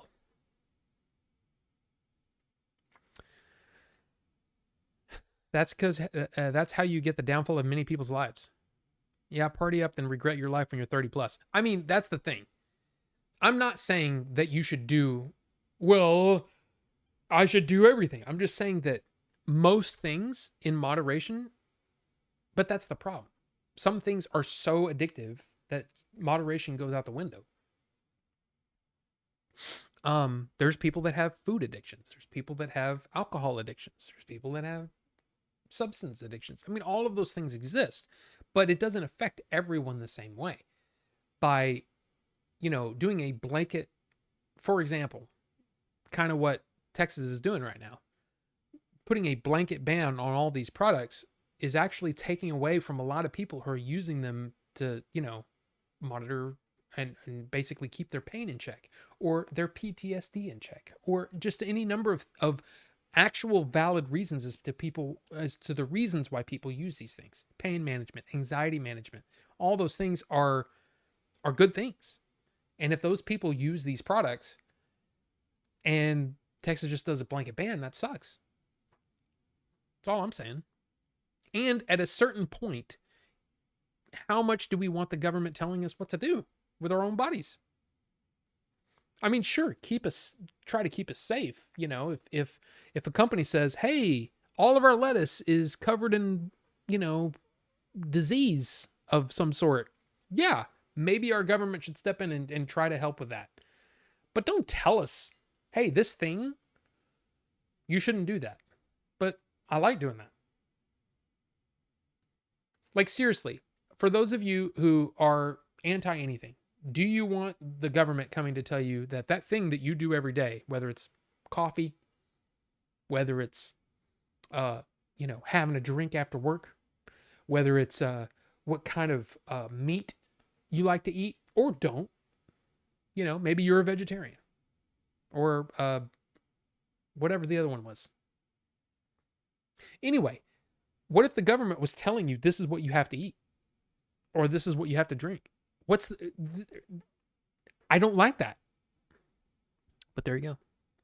I went to Barnes & Noble. They still have a shelf full of CDs asking $15. LOL, why? I mean, the thing is, though, there's all those things, right? There's, the label needs money. And then, of course, the Barnes & Noble marks it up so they can make some money. I mean, I get it. I don't know. Too much water will kill you and not enough water will kill you. Yeah, exactly. Would you keister for a vape? No. There was a woman on Stern Show or some other shock jock show who killed herself with what? Yeah, no, that was a radio show. It was in fact, I thought it was just a regular old radio show. And yeah, it was like, hey, drink all this water without peeing. And yeah, that's the thing. Man, even years later, I'm still like, oh man, I need a cigarette. Not me, man. And it's because I gave in one day and I had one and I went, nope, this is awful. And I feel bad for basically breaking my streak. And it's like, this wasn't worth it. So, yeah, I don't know. I mean, everybody's different. But 2.5 years off smoking, I still want it every day. Well, I mean, I get it, Justin. Totally, I do. But, yeah. There's people who have cake fart addictions. Not me. Send me the cake fart content link so I can avoid them, please. I'm a cannibal. They can't stop me. What? You shouldn't say that on the internet. Hold your wee for a wee. You bought my CD. Well, there you go. See? Totally Eric cake farts mentioned. Okay. Before our guest, maybe we're going to have a guest. I don't know. Let's go through very quickly the things that I watched in the last 2 weeks. Oh, I forgot about that. The X-Files, I Want to Believe. Wrack Frankenstein, basically the extended version of X-Files, I Want to Believe, is coming to Hulu on August 14th, and they actually did a thing today. A trailer came out today. So that's interesting. Next up is on August 5th, The Ninth Jedi, which was a singular episode of Star Wars Visions. They're going to basically put a whole series out on August 5th. I literally don't know much more than that. I haven't seen the trailer or anything. I did see the single episode of The Ninth Jedi that was on Star Wars Visions. I liked it. I thought it was pretty cool. We'll see what happens. But the first movie that I watched last week that we didn't get to was 20 Million Miles to Earth. We're going to go through these pretty quick. All right. It was fine. This is one of those, it's Ray Harryhausen. It's, stop motion character, sci-fi from the 50s. Yeah, it's fun. It's fun. It's fun. Not great though. Not a great movie. It was just okay. The next one, George Segal and Jane Fonda in Fun with Dick and Jane. Basically, these two people who work in corporate America, they lose their jobs and they don't want to lose their house. So they turn to crime.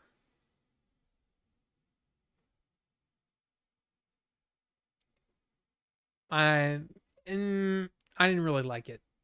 I mean, this is one of those movies that in that time period, late 70s. Oh, Ed McMahon is also in it. It's one of those where I'm like, yeah, they should be caught. They're doing things not the right way. But I think in the late 70s with all the depression and depression-like symptoms and, prices were crazy. I mean, it's a lot like today. I don't believe in turning to crime to solve your problems. That's just not me. So I just thought it was fine. Next up was Bodyguard from Beijing, Jet Li. While I'm sitting there watching it, I'm like, oh, I've seen this. About halfway through, I was like, I've seen this movie. This is a fine Jet Li movie. It's basically he's a badass, and he is tasked with being this woman's bodyguard, and he falls in love with her, and he makes decisions that are probably not wise because he's in love and all that kind of stuff. It's fine. As a Jet Li movie, I'd totally rather watch, a lot of other movies from Jet Li, like Fist of Legend, or The Legend, or Once Upon a Time in China. There's a lot of movies that I'd rather watch from Jet Li, but this was fun. It's fine. The next movie I talked about briefly last week. It's the first time I'd ever watched Wakanda Forever. And this was before the announcement of David Johnson as being the new T'Challa. This movie has a great beginning and a great end. The middle of the movie, I was kind of like, it didn't come together for me. There were parts of it that I really liked. Of course, to me, every Marvel movie is kind of like Bond movies in a way, where even when there are things that don't quite work in the movie, there's still some really, really cool scenes, fight scenes or whatever. I liked this. I didn't love it. I was actually a little tiny bit disappointed. But again, that beginning tore my heart out. Of course, this was dealing with the loss of Chadwick Boseman in universe. It was still emotionally affecting. So, yeah. So it was kind of like, okay.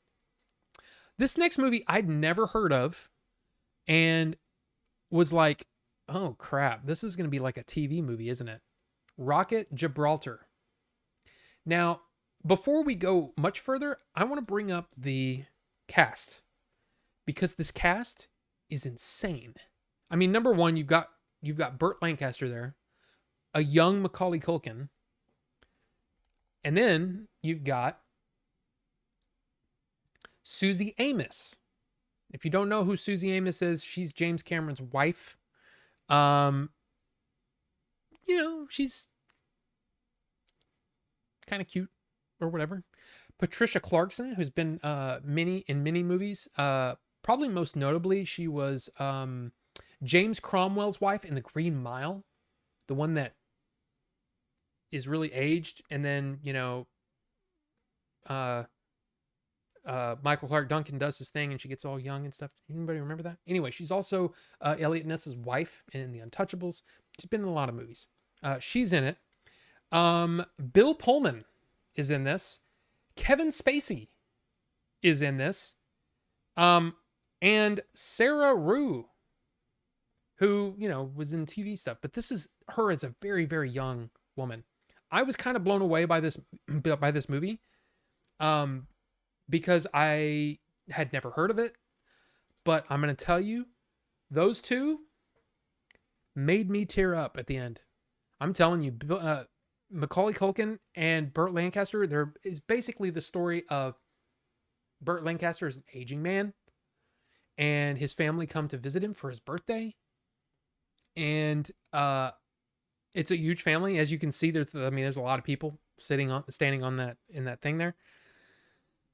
But they've all got their little quirks or whatever. But it's basically, I don't even want to say anything.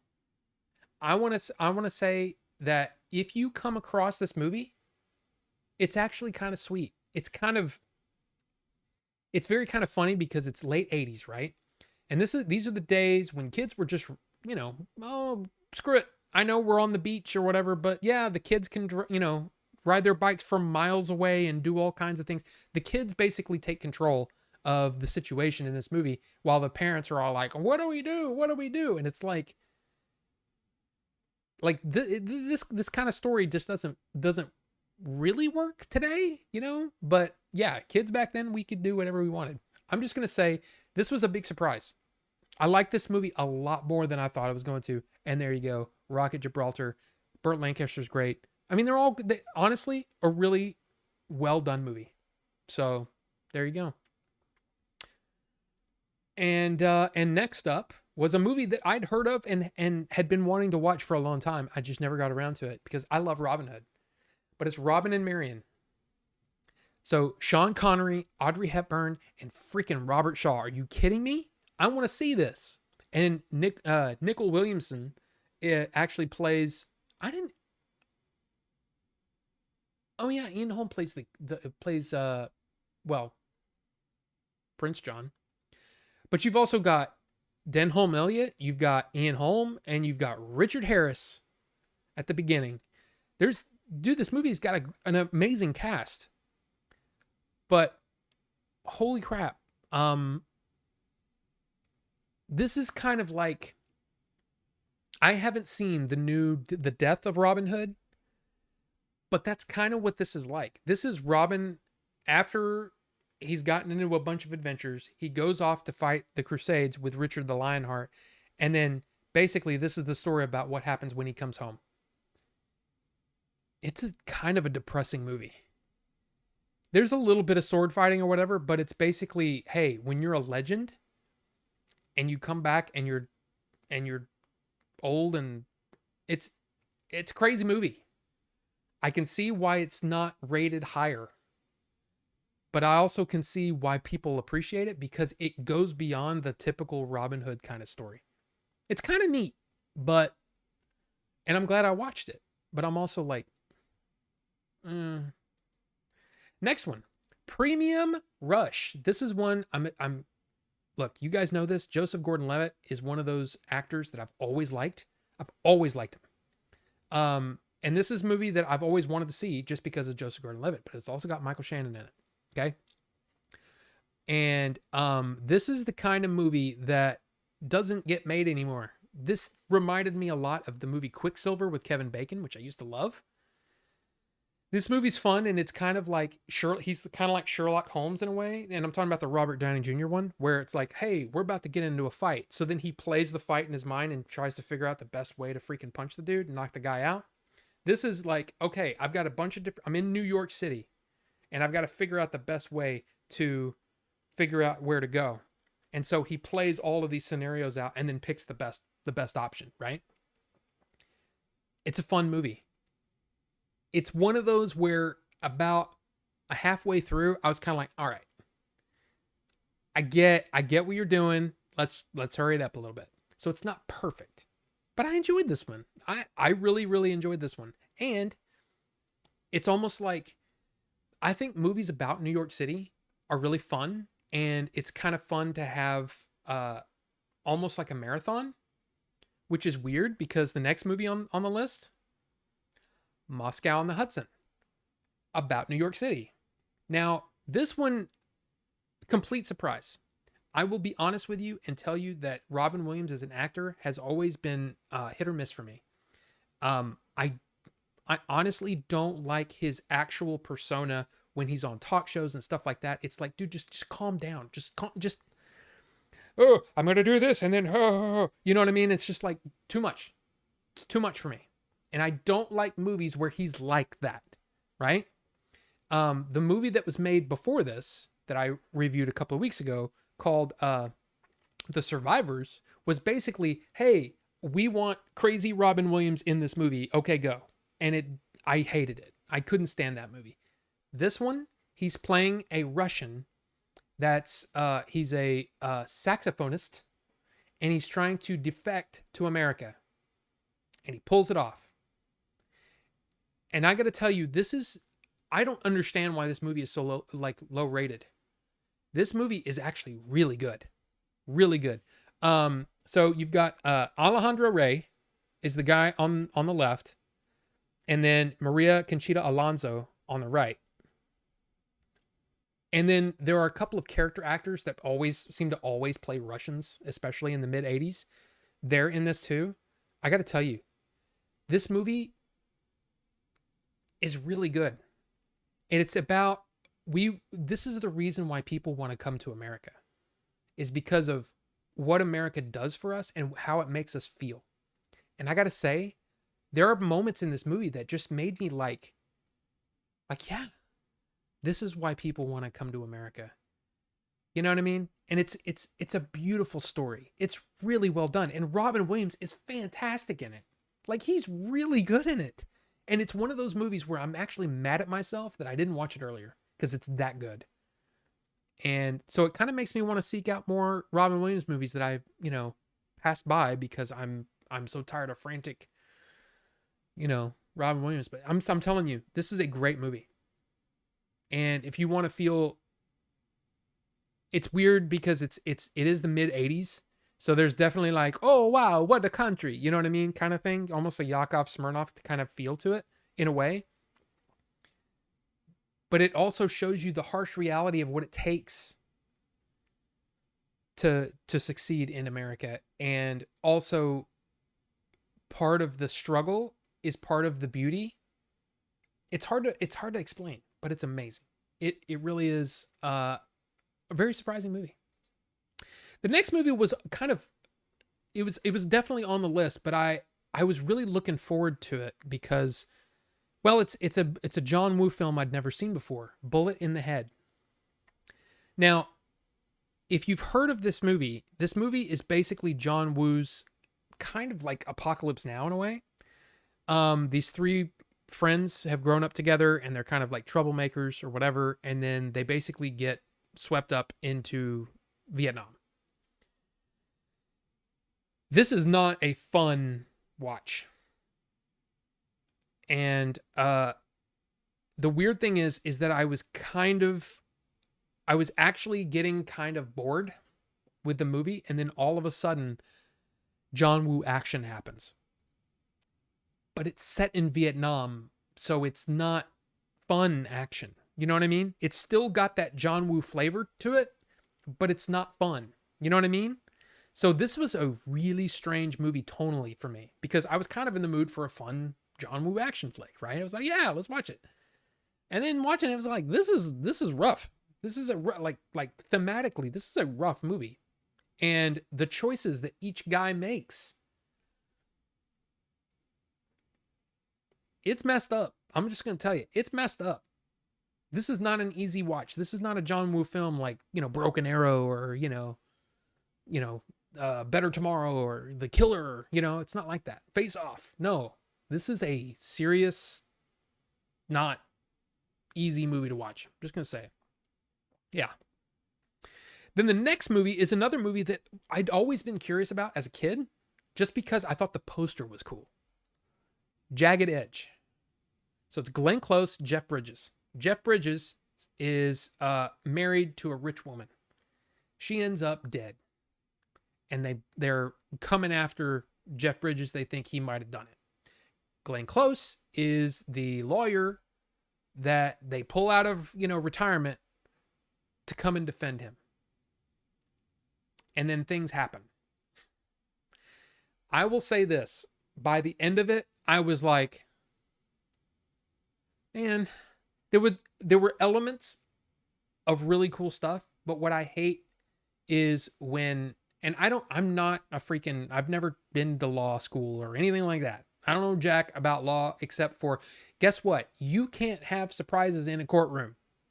You can't say, hey, here's a new piece of evidence. You can't do that because that's part of what's called discovery, which means both sides basically have to lay out their case and all of their evidence and their list of people that are going to come to the stand. You can't just have surprise people show up to be on the stand. You can't do that. It's not possible. So there are things in this movie that kind of frustrate me. It's a not bad. It reminded me of Fifth Element. Anyway, it's not terrible, but it's not great. So, and the thing is I love Jeff Bridges and seeing him in this role where he's like, you don't really know. And then he does things where you're kind of like, oh man, I liked him. And then he does things where like, but wait a minute, did he do it? I don't know if he did. It's one of those where you're constantly guessing, but then if you just think for a couple of minutes, it kind of makes sense. But anyway, I wasn't a huge fan. So, and the next movie is called Hero. No, not the Jet Li movie. The movie with Dustin Hoffman, Gina Davis, and Andy Garcia. This was another one where they had elements of a really interesting story. So, okay. Dustin Hoffman is a dude who's kind of a con artist, sleazebag, right? And he kind of doesn't really have, he looks out for himself, basically, and doesn't care about anybody else. Well, there's a plane crash. Hold on just a second.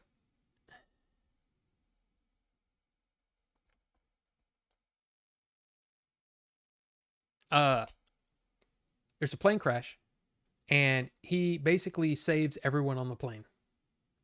Basically because he's trying to get ahead a little bit. You know what I mean? Like he's trying to, maybe see if he can turn this into something good. Well, Gina Davis gets wind of the story and Andy Garcia is a homeless guy who picks up Dustin Hoffman from the airport. He gets all the things, all the ideas of what Dustin Hoffman's character did and takes all the credit. And Gina Davis is a reporter and she's trying to whatever. It's one of those where it almost is a great story. And it just doesn't come together. And it's frustrating because it's like, it's almost a really good movie, but it doesn't quite do it. So anyway, I'm going to take a quick break. There's still more movies to come. There's only 4 left and I might save those till next week. But I'm going to take a quick break and possibly bring our guest in. So hold on a second.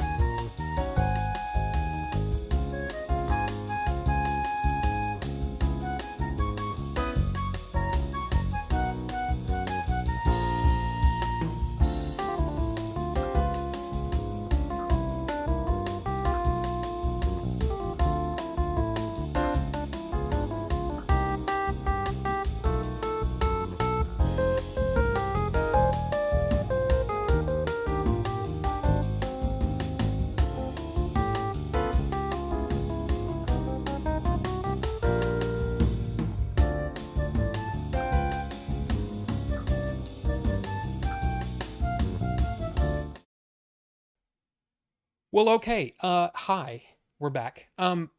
You may or may not know this person, but some of you will, and some of you will be very excited to see this person.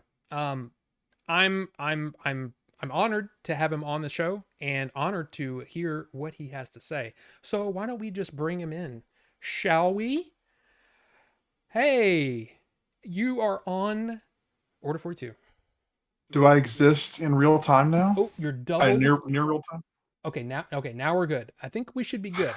Your audio was doubled for a second. Oh, that's always fun. Yeah. Oh, I was just saying, do I exist in near real time now? Yes, you do. In almost real time? So you and I have been talking for the last, well, I mean, we do talk on and off, but for the last couple of weeks in like a lot, we've been talking quite a lot more than we have been lately. So yeah. what's going on here? Well, like a lot of people, I've been messing with building a whole business around leveraging AI tools to do a lot of things. And I've had this bug in my brain for a while about, with the thousands, I actually have a number for it, but it's not actually thousands. I have a real number for how many hours of content we've produced and released into the world. Anyway, how do we bring any of that to the modern age? Because let's face it, there's a lot of things from early in our podcasting career that maybe wouldn't play so well today. And man, that would be. Can you imagine going through all that and being yes, no, yes, no, whoa, Yeah. no, Very difficult. I don't have 768 hours to do such a thing. Not much less cut that stuff. And I talked to Jerry about this at the first of the year, and I started kind of running some nice paid transcription tools against our show, and it was just utter trash. Nothing usable was coming out of it. And I've been doing a lot of voice forward work for my websites and, multi-turn voice so that you can just talk to the website and it tells you stuff and whatever, which you've seen a little bit of that. And I was like, surely now we're at a point where I can do it. So without even getting out of Claude, I was just like, hey, how do we transcribe this stuff and not put it all in the cloud? It's like, yeah, I can just run a Whisper instance on your machine and it's done. It's done everything. It's pulled out all of the running gags. It's the amount of indexing and cross-indexing across shows. It's found the source of bits that we've had, running gag, like everything. Yeah. Yeah, and I didn't pull the show up before I joined, so I'm not seeing anything in chat, which is probably good. I'm easily distracted.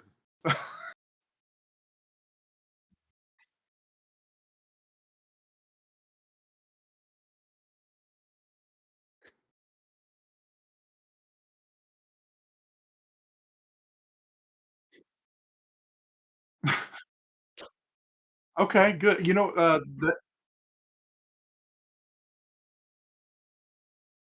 All right. Yeah, and Octavius and Buchal, y'all will both be glad to know that as Claude was working backwards, it quickly figured out who you both were and started connecting things. Because here's the thing, I didn't just do the show. I have every single thread and every comment from the original V Bulletin version of our website and the more recent. I was muted. What happened? You muted me? I was muted.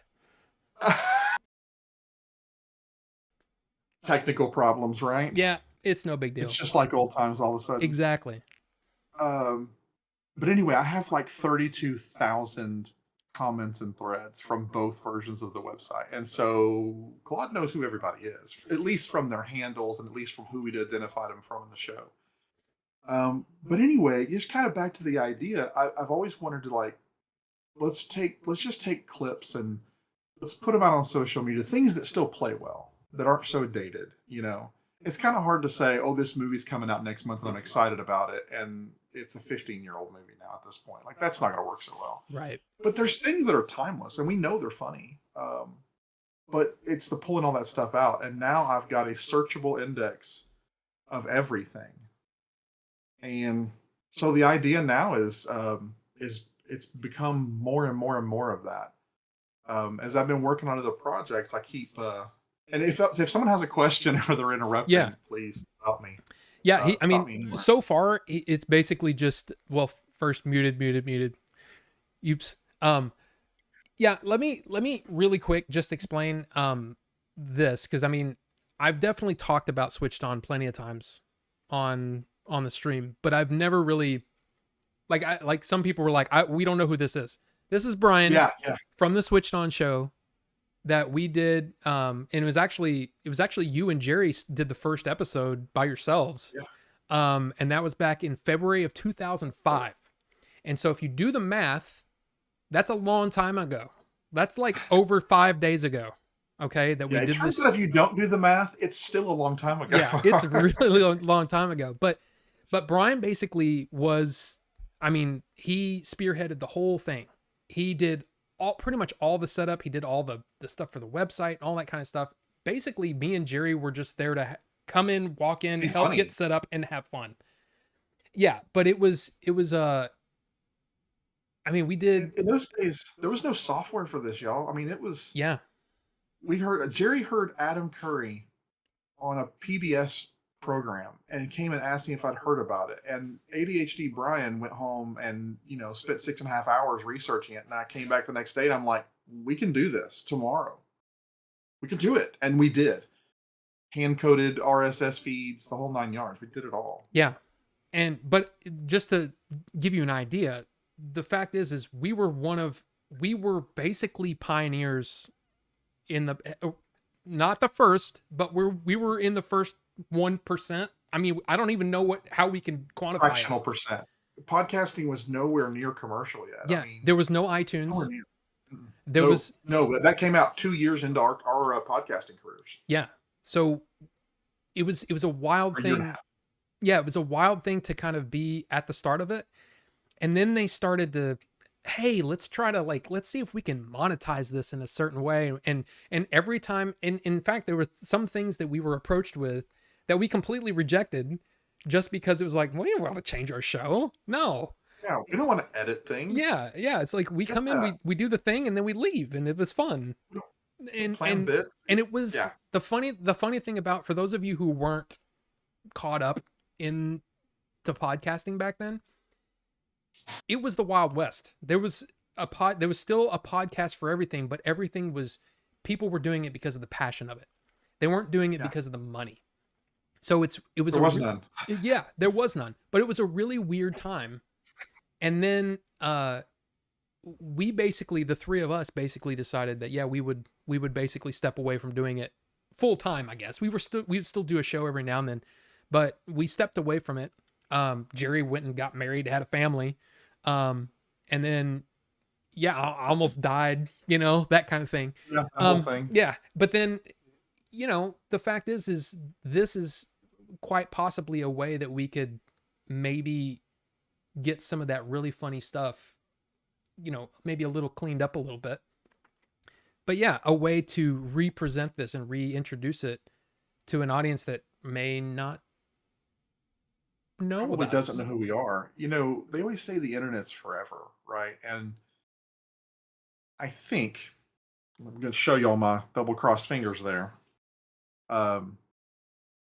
With the exception of maybe 4 or 5 people that I know of that aren't us, the hosts, nobody has a copy of this. And I actually successfully buried every episode from the internet, and it's been online this whole time.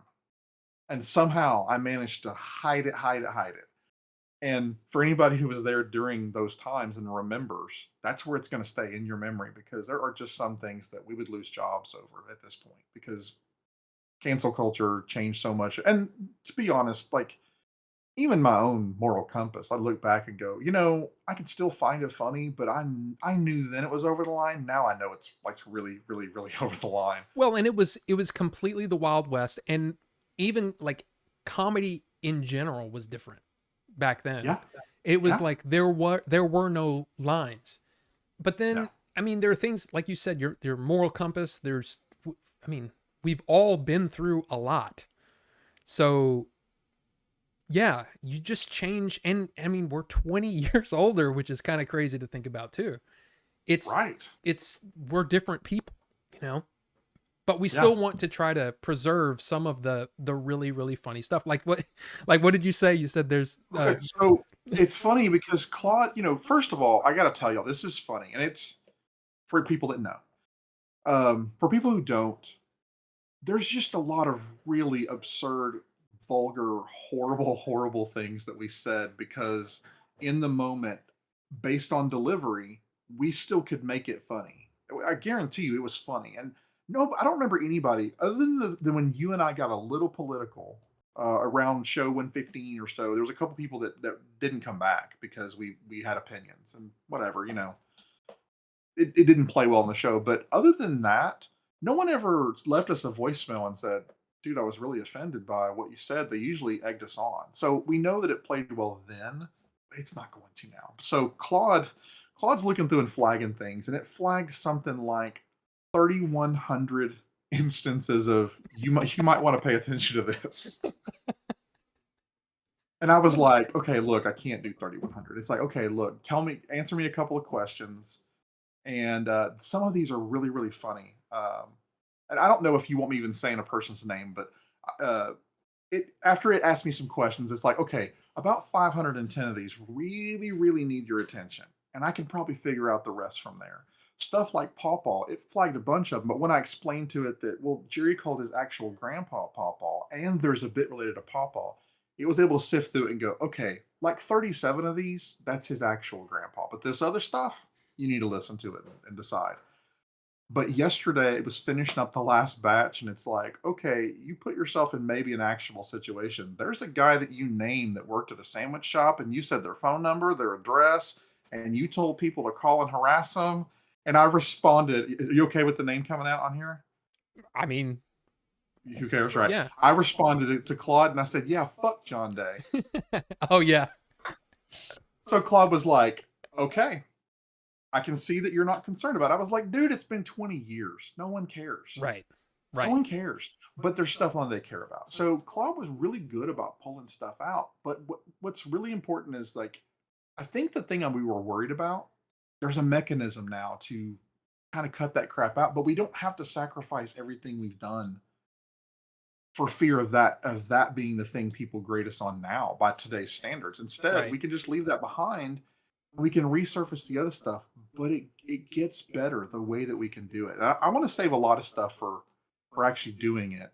Um, but an example, and of the folks that are on, I don't know who plays with AI, but I have to remind myself daily that for the way that for being involved in it and actually working on projects that really leverage AI, I'm in a fraction of a 1% of the US population really doing it.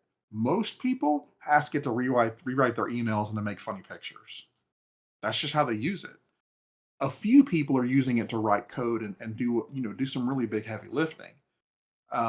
I'm using it to drive experiences and write code, like do things that people hadn't thought of using it quite this way yet. And I've got a few projects like that. But anyway, so this one, the idea is to create a space where we can celebrate the things that were funny, but make a website that is a full experience that's aware of who we were and what it was about.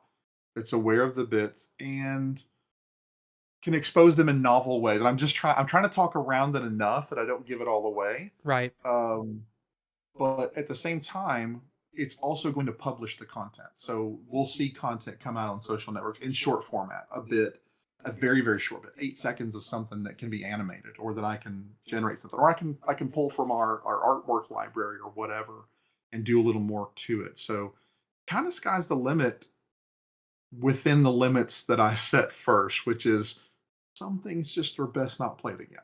Yeah, and I mean, and something I want to point out. I mean, I think most people will agree that for the most part, my show is pretty much a soft R, PG-13. I try not to go too crazy because I know that every now and then my dad comes in here, and it's like, Right. and so I just try to, and I also know that, you know, I think, my audience there's not like super young people in here, but people with families. And I don't want Yeah. them to, we're coming in here and I'm over here going, blah, blah, blah, you know what I mean? I just don't do that. Yeah. So, And I don't think we're like that anymore. well, right. But It's I an wanted to explain adrenaline. to them. I mean, Yeah. we're talking about cutting out some stuff that was pretty, well, again, pretty much over the line then.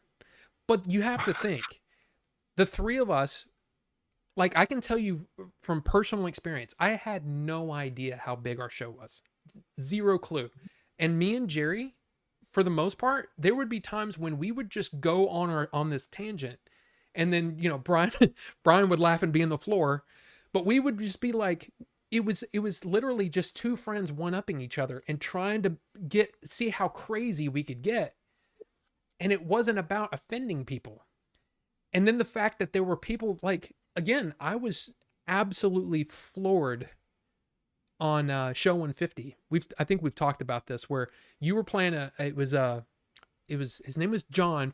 John from Boston. Okay. Okay. John from Boston called in and said something along the lines of, my dad passed away, and you guys helped me through my grief because you were always there. And it was this thing, and it was like, I'm sitting there going, like, holy crap, we became part of someone's routine, and because we were there, it was something that was just, and this is another reason why, with the Game Chasers, it was why what they were doing was so interesting to me, from just like as an outsider going, Billy's doing the exact thing that we were doing. He's reaching out to people, and he's touching people's lives with this routine, and people look forward to the next episode and all that stuff. It's a beautiful thing in that kind of, and plus I love the interaction, Bucho will, tell you. It's the thing that I always loved it when Bucho would do a review and he would leave timestamps, and I'm like, I don't remember saying that, but it was just that, you know what I mean? That whole thing was what we were, we really enjoyed. I think all of us enjoyed that. But the thing is we went down roads that were definitely not, well, like, it was just so, there were no rules back then. And we said whatever came to our heads. And sometimes, like, seriously, there was a couple of, I think I told the story on the show, was that the next day at work, I'm listening to the show because Michael was there. Remember, I was working with Michael at the Sprint store. Michael pulls up the show, and there's people, like random people, coming up to the window listening to us say this most god awful stuff, dirty stuff, or you know what I mean? And I was there. I remember what we said. I mean, yeah, but it was like, wow, so it's, again, it was pretty much over the line then. It's way over the line now. There's stuff that is really, really, really funny that, like, again, the idea of, and Pawpaw is one of the bits that I think most people would probably remember the most. Kind of have to stay away from that one now, because it's, I think I've settled it. Without what made it funny, the really, really over the line stuff, that character doesn't have any meaning now. So there probably will be an Easter egg in this experience, and it's very much going to be an if you know, you know. It's not gonna come up. Sure, maybe if you click on it, you'll see the Pawpaw's Chocolate Finger Emporium logo or something goofy. Remember that? Remember that shirt? Bucho, didn't you buy one of those shirts? I think you did. I think you're the only other person. Somebody bought one. I think it was you. Somebody, I can't remember. Somebody, I've got one somewhere. Yeah. So he said, well, Bonobo Juice, who is Scat, he said it was also very long form podcast, so Bits had time to cook to perfection. And then he also said, he said, imagine it's 2005, podcast just became a thing on iTunes. Three funny guys from different angles, like a pyramid, shooting energy from the capstone, and stood out, did their own thing. It's just, they're, well, he's good with words. Say, and I didn't want to steal from where you were going, but for those that aren't familiar with the show at all, you were talking about it being the Wild West, and I think that me in particular, because I was kind of egging everybody. If you remember those early shows, I was like, no, man, we're not doing any of that stuff. Number one, I don't want to do the work. I'm a little bit lazy at heart. And it's really, I didn't find out till very, very recently in my life that I'm actually super ADHD, and the thought of plodding through that crap and trying to edit I would have never gotten done. The show would have never seen the light of day. You think I was late back then? I'd have been months late on a single episode. But anyway, in Rebellion, the few things in that Wild West that did sort of start to come out, and you hear it with people when they interact with this, is format. There seemed to be a format for most people, and most shows were 20 minutes long or 40 minutes long. And here switched on, it's like, we got the 90 minutes inside the first 20 or 30 shows.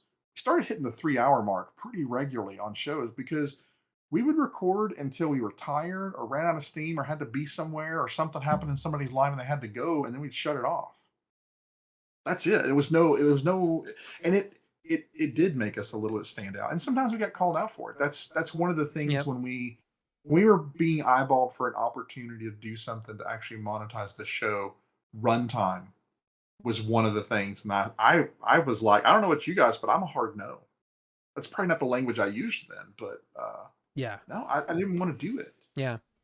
It's time, and Scott, you said it, and I don't know I don't have it up, so I don't know your current handle, so I'm just gonna play from memory. But you said it right. They had time to cook because we're not reciting a bit. We're not. It's not a polished joke that a really good comedian knows timing. This is what we did to just make each other laugh. We just had the microphones on, which is, by the way, where the show's name comes from.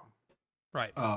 It's the same goofy crap that we always did, and that's actually why the post-show recordings became a thing. Because what would happen is we would start to wind down on the show, and we'd be like, "Yeah, I'm getting kind of tired. We do that thing," and Jerry still smoked at the time, off and on, and we would go stand in the driveway or whatever, and we would just rev right back up, and we're just making each other laugh. There was no microphone, so then we're like, "Dude, this is good content. We should." And post shows were born because of exactly that. Because anybody who never believed that show was raw in nature, and it's literally what the three of us sounded like when we goof off.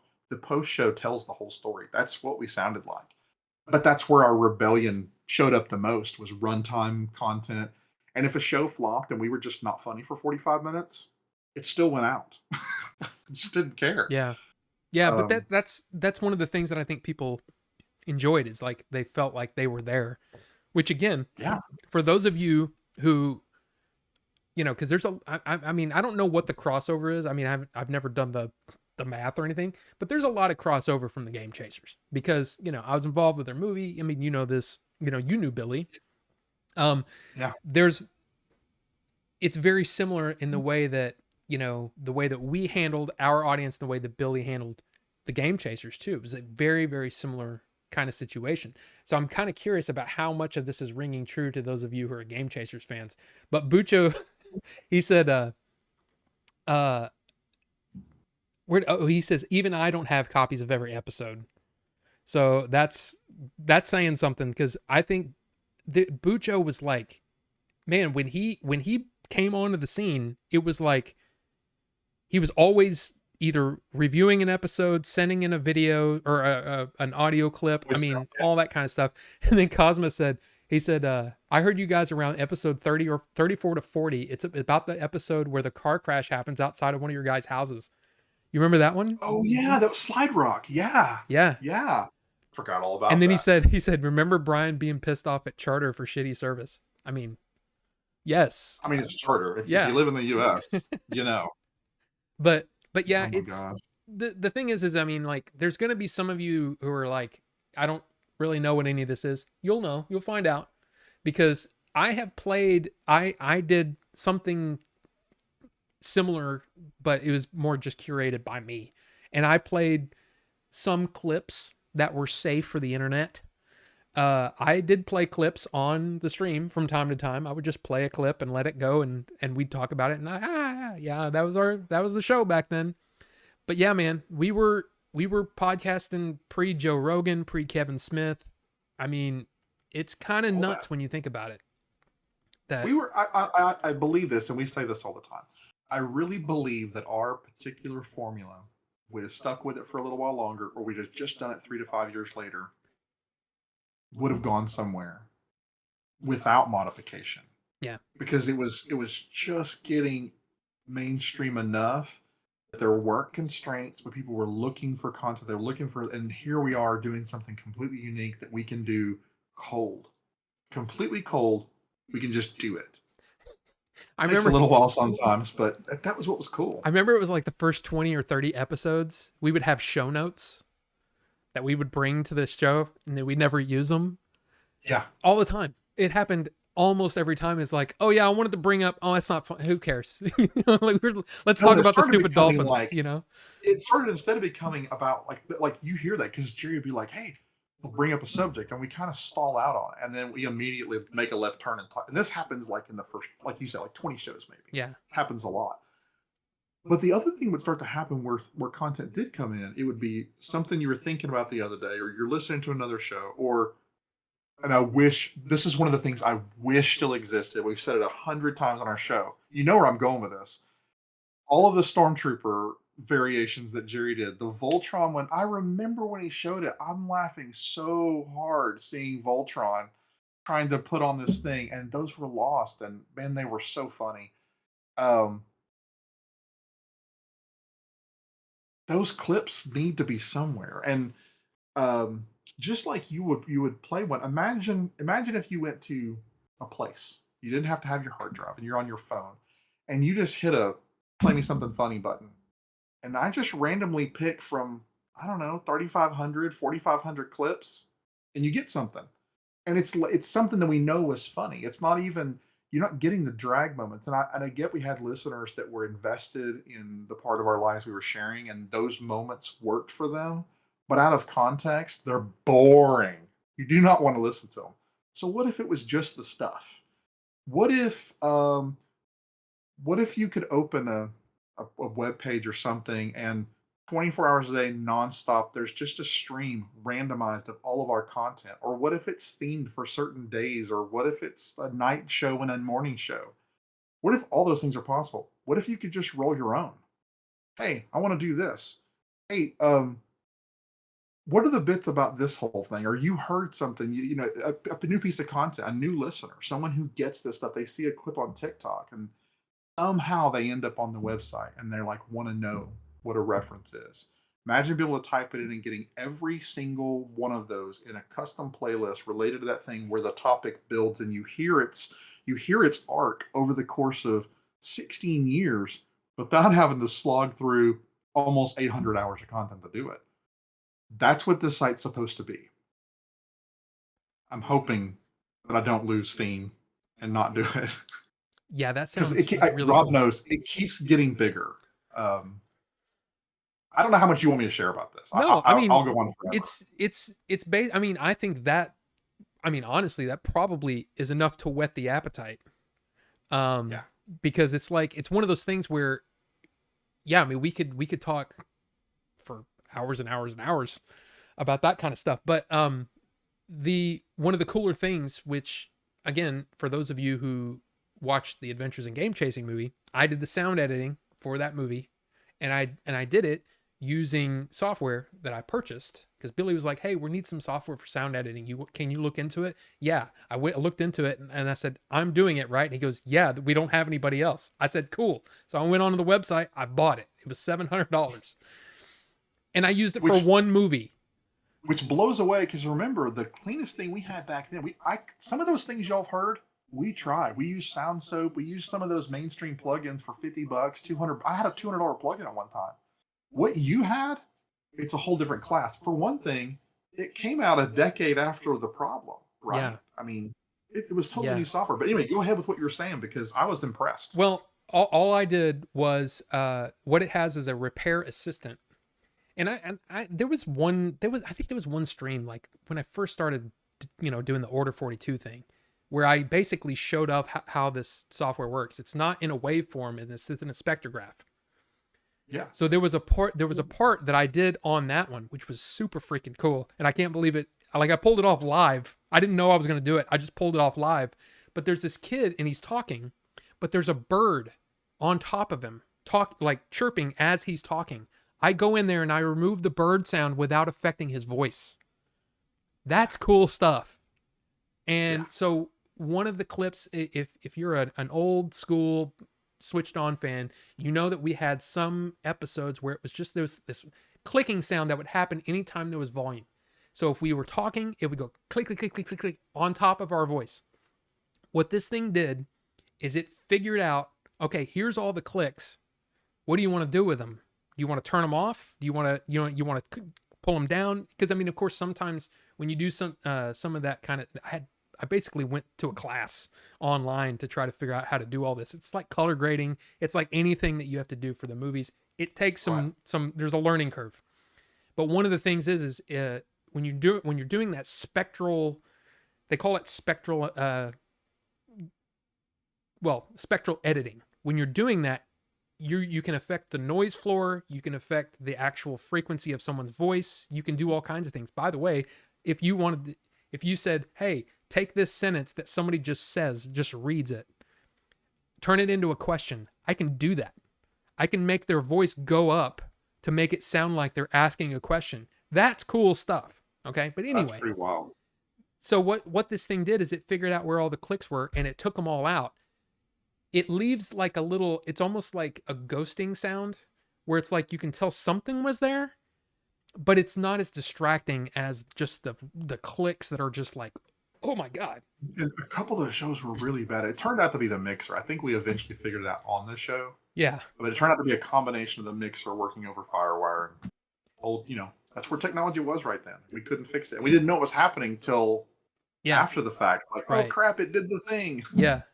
Yeah. So basically what we're going to be able to do is we're going to be able to hopefully identify these clips and clean them up so that when they do go out into this bucket of clips that this is going to be pulling from, it'll pull clean clips and it won't pull, I'm sure there will, there'll be some we missed and then we can fix them after the fact. But I just think this is a cool project because there's so much funny stuff in there. And especially by the end, like I said, it was like the idea that we were, in a weird way being part of people's lives, being, becoming part of their routine. That's just a cool thing. And if we could give some of that back and put it back out there and just see what happens. Yeah, I mean, it could be really cool. I mean, I'm sure that you have enough followers that you probably get a little bit of a sense of that now. And I have old man nerdy interests. I'm a Jeep owner, so of course I'm one of those people that do the rubber ducks. I think I've got about 1,500 unique ducks these days. I was duck hunting. That's why it took me so long to get on your show. I was duck hunting in Denton. There's some things that came out that I needed to have. It's a Terminator duck that's really cool. But anyway, um, uh, you still get a sense of that. And even though I'm just doing these little short clips about what I find, you have people that are like, I'm their source of news for what's out there, what they can get. And it's like, man, that's cool. This is nothing like doing the Switched On show. Yeah. Our reach was completely different. It was something else, and I can't imagine what it would be like if we had started it so many years. I think I could imagine it, but I have a feeling it's okay. It's okay. It still shaped who we are today, and it's an important part of my life. But I don't like it just dying in the shadows completely. There's definitely some parts that are going to die in the digital house fire. They're not coming back. But I don't know. I get really excited about this. As I've built a couple of projects lately that just sort of turn experiences on their head a little bit. An example being, I've got a traditional website. You point and click and you scroll, and you do the interaction through content. Everybody's doing AI the same way. They're basically bolting on a chat experience onto their website and giving them really smart answers. But it's like having a freaking assistant on the other end. You're getting answers. It's like using the tool. So, what if you went to an interface or a website and you ask people what they do or what they make or tell you about a product? What if instead of answering you, it just returned the content you asked for? And maybe a narrative or a custom on the fly narrative around it. What if you asked a specific question about, hey, do you have a piece of software that does this or whatever? And it gives you an actually thought out response that answers your question, and it surfaces the product, and it offers to put you on a wait list for the product. I built it twice already. one for the agency business we have, and once for the technology business we have, and it works. And I added voice to it last week. Now it talks to you too, and you can just turn it on multi-turn voice. You can interrupt it. It does all that stuff. It's fun. This project's going to get that treatment to a degree. Hours I don't and know what hours. Give me every fart joke. Yeah, Give me yeah. every time that Rob or Jerry or Brian go, "Ah, ah." You could do that. There's so many of those, right? Funny. Speaking of Jerry, he just texted us a question. I was trying to have because we've got this queue of things we need to review to decide Mm. does it live or die. Oh yeah. Anyway, it's because I'm entrenched at it that I just get so excited about it. But did I share the last couple of visuals I knocked out for the? I don't know if you want to share this stuff, but You're talking about the interface where the screen turned on and the the one with it off and with it the on. big switch. Yeah. Yes. Okay. Yes. Yeah, I'll share them. This is mood board. This is mood board. So start with the one without the stuff. Okay, so just I the will explain the premise, and I don't know how entertaining this is for people who didn't listen to the show. I'm hoping just cool websites are interesting, or cool experiences in general are interesting. okay. So this to is the everybody. first picture. It's basically over both our faces, and it's Okay. so the screen's off. Yeah. So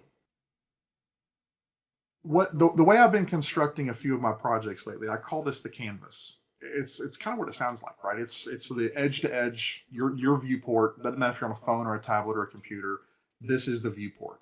And for any clever people that see, there's the video iPod, there's Orange Block, there's a T-shirt.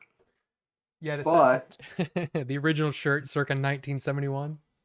yeah. Yeah. So AI took some liberties whenever it created this, because this is mood board work. This is not the build.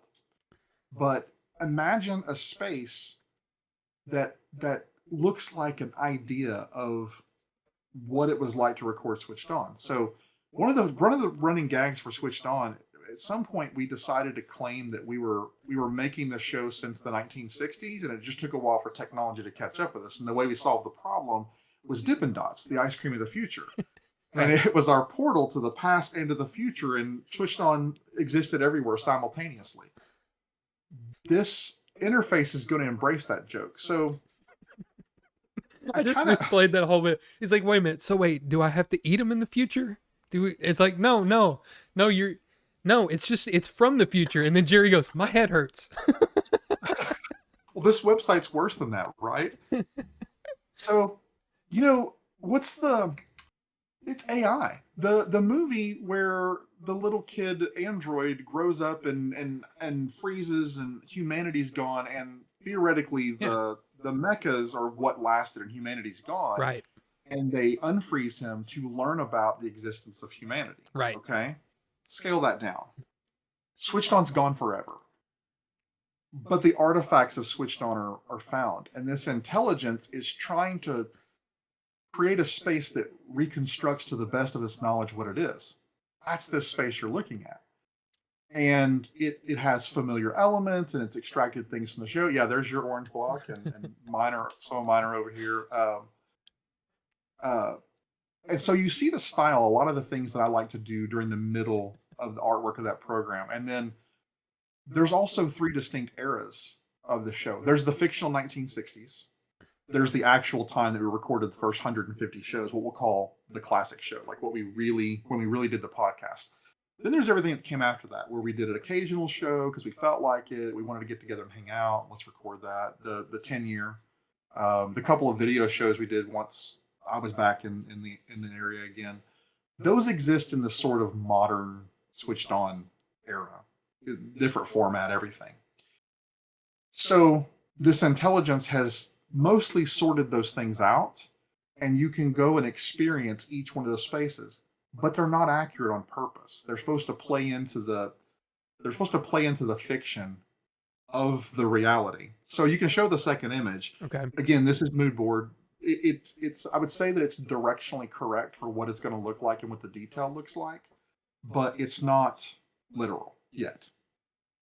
Um, this would be the 1960s. The intelligence, as we talk about where Switched On was recorded, the idea is that it thinks this is the studio we recorded in back then, and we'll bake in the original Bee's Knees version of the logo, and little artifacts will be in there. You'll find things like there'll be Easter eggs all over, dials, clocks, all kinds of things will point to something from the show, and it'll be just hidden everywhere. And sometimes it won't even be there, and just weeks or months later, it'll just get added quietly in the background, and just a new thing is there, and you don't know that it showed up, and you may never know that it showed up, or you might stumble on it. I don't know. I don't intend to announce those things. I'm just going to have the feed of new content that goes out. And then there will be a way, probably related to Dippin' Dots, to move into the modern age. And there will be a visual representation of the classic show era, which is, it has its own style. What do you like? I was just thinking, we're all robots, and we got, remember the gears and like steam coming out of our necks, you know? The whole extra thing. And then there's got to be a big paddle wheel, and we have to walk near the river to exist. The water-powered Terminator. Yeah. Just run away from the river. The Terminator's chasing you. He's gonna kill you. Oh God. Yeah. So and then of course the modern will have this whole sorry, I was distracted by easily distracted. And then this space is like kind of museum-ish, kind of the entry point to it, but you'll be able to move through them. And as we surface new content, or as we publish original content in this newer format, those things will also surface in the library. But you will have a way to get to clips that haven't been up yet, or may not get released on their own. They don't stand on their own, but they work really well in this playlist thing.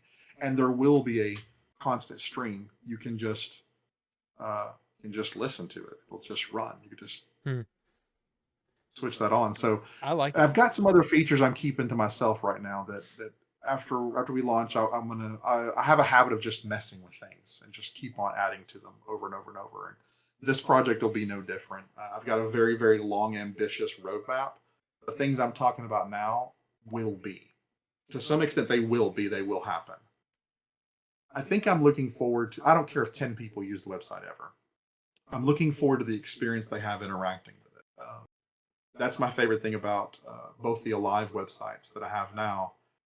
I like seeing the weird stuff people have asked it, because mostly they get on there and they're real potential customers. And they want to know what we do, and they don't get it, and the experience kind of messes with them. Method's a little better about it. But if they get the joke and they ask it something really bizarre, the website has an uncanny way of not wasting my money, but responding in a way that's funny, it's punchy, it matches their intent really intelligently, and then it brings them right back to why we're there to do business. Switched On gets to take the guardrails off to a degree, and it can stay wild, and it can be like we would be, and that's what I think this website's going to be like. I was kind of hoping that I had the temp page up enough before we got to this that somebody would have accidentally stumbled on the fact that I've got a standby page up now. Oh, you froze up for a second. The logs say that it hasn't happened. Huh? Oh, you just froze up for a second there. Oh, the logs say that nobody's found it. It's just my IP address hitting it over and over. But well, I went to it once, so. Okay. Yeah, I think I looked after you did that. Yeah. So I wiped the logs after you and I were hit it, but. Well, I just had Rufus who's I'd say he's from the Game Chasers. I know that, but he says, please send him all my contact information or make him hang out for the chat. And then he also said, what did he say earlier? He said something about, feel free to send him my nudes. So I think he's on the level. Yeah. All right. Yeah. I feel like I remember Rufus from the screening. It's a different Rufus. Yeah. Oh, well then I don't. Yeah. There you go. Yeah. That's Rufus from Blockbuster. This is Rufus. His name is Rufus the Red. He was I don't know how long he's been a Game Chaser fan, but he was a hardcore Game Chasers fan for a long time. So, nice. And then he found his way over here because Billy shouted me out at one of his videos, and then people started coming over here. So, Yeah, that affected your numbers a little bit. I remember you talking about that. It was That's nuts. It was yeah. that day was nuts because it was like I don't know what to do with all these people. Like it's like, Like, do am I I? supposed to like Yeah, perform? like Like, do what well. do I I mean, do? it's honestly a serious thing that you kind of have to figure out. Is like, am I going to change for these people, or am I just going to do my thing? And if they want to stick around, they stick around, or do I try to dance the way they want me to dance? And Or find a way to thread the needle and do a little bit of both. yeah, I think inadvertently you can't help it. You do a little bit of everybody does. You do a little bit of that, but sure. I hopefully you're mean, able to settle on what's natural. yeah, I mean, I'm usually definitely turned up for the show, but that's no different than when we were, we would Yeah. the volume would definitely be turned up on our personalities, and we would let different things out than we wouldn't normally. So, And that's the stuff that probably won't ever make it out well, because that's exactly what would well, happen. some of it, not all of I it, think but I think that's where the adrenaline like feeling comes from, and I started to describe it earlier. That's the easiest way to explain what it was to make that content and just to keep on pushing. And I remember the first couple times you and I in particular would get just out of control and just throw the guardrails off, and whoever gets offended, I'm keeping score. They're tick marks, and Jerry's face is like, "Are we okay to do this?" well, I mean, So we would always joke around a lot further than he would. you hear him get quiet sometimes in those bits. He would. Oh yeah. Oh yeah. But yeah, that was, man, there's nothing better than that weird callback loop around that might happen 2 hours later. And then it happens, and when it happens, we lose our minds. Yeah, 6 weeks later, it's even better. One of y'all listen to it, and I've already forgot. My goldfish memory, I've already forgotten about it. I don't even know what we're talking about. And then all of a sudden, contextual memory kicks in. So y'all are already laughing about it, and I'm like, what? And then one of y'all say something, and then I almost always just lose my mind and laugh my butt off. Yeah. This has happened. So I've been reading bits that Claude surfaces for me to think about and do stuff with before you even got to the grading thing. Which, yeah, I'm a dumb nerd. I actually built a very simple application for the three of us to review clips and mark them as like what we want to do with them. That was kind of a fun 30-second project. But there were two things that showed up in all the stuff it's flagging for risks. I had forgotten about. It said you had there's the sexual harassment of one of your guests on the show, and I'm like, what are you talking about? And it's like, Kristen, you guys said some things about her anatomy. I'm like, no, Corby. But yes, that did happen. And it just came back, and I'm sitting over here, I'm laughing. Oh, it's hilarious, but it's wow. And then the needle swung the other way, right? It was recounting examples that we could include for bits that maybe there wasn't enough of to build a clip around, but they should exist on the website. And I'm reading in print, no context, no our voices, no delivery. I see jumbo size, king size, max size chapstick with 500-page spiral bound owner's manual. And dude, I was just at my desk laughing, going, "What? What are you talking about?" And it cited the exact moment in time. It was cool. And I played around with it. Like, I'm just in the prompt window and it's telling me stuff. I'm like, okay, do this. Perfect cut. Perfect silence from the beginning of a bit. Perfect ending point. It just surfaces a clip and writes an MP3 to my hard drive, and I open it up, and there's 22.6 seconds of a bit that I couldn't have cut better if I'd have worked at it all day. Yeah. And I can do this on demand, on the fly. I love it. It's very, very cool. It's because I'm very, well, I mean, of course I'm a movie dork, so there's a history of AI going crazy. But like for me, it's like I try to, especially thinking about the way that, the way that Billy wrote his movie, the way that I wrote the next script with no help, with not, the going through all of the really, really hard stuff and then seeing people crank out stuff. And it's just like, that's terrible. And it's like, I have a real resistance to doing anything AI, but this seems to be like a really worthy and very smart way of using that kind of technology where it's almost like the way your brain works, which is Yeah, also kind of and creepy. I would almost call it misinformation. It's misrepresentation of how people use AI and what's possible and how to do it. And you see exactly that. People are cranking out trash because they throw a prompt at it. Now, with the exception of a lot of those shorts where we're seeing the stormtroopers like interact like normal guys, dude, those are freaking funny. And his workflow is nuts because he routes it through like 7 different pieces of software to get to that point. But it's cool. But anyway, most of it's trash. And can you make Claude make real or not Claude? Can you make Nano Banana or Kling or one of these other, VO3? Can you make incredible looking trash? Yeah. But the moment you want to have a character performance that goes over an arc, it's going to fall apart. It doesn't work.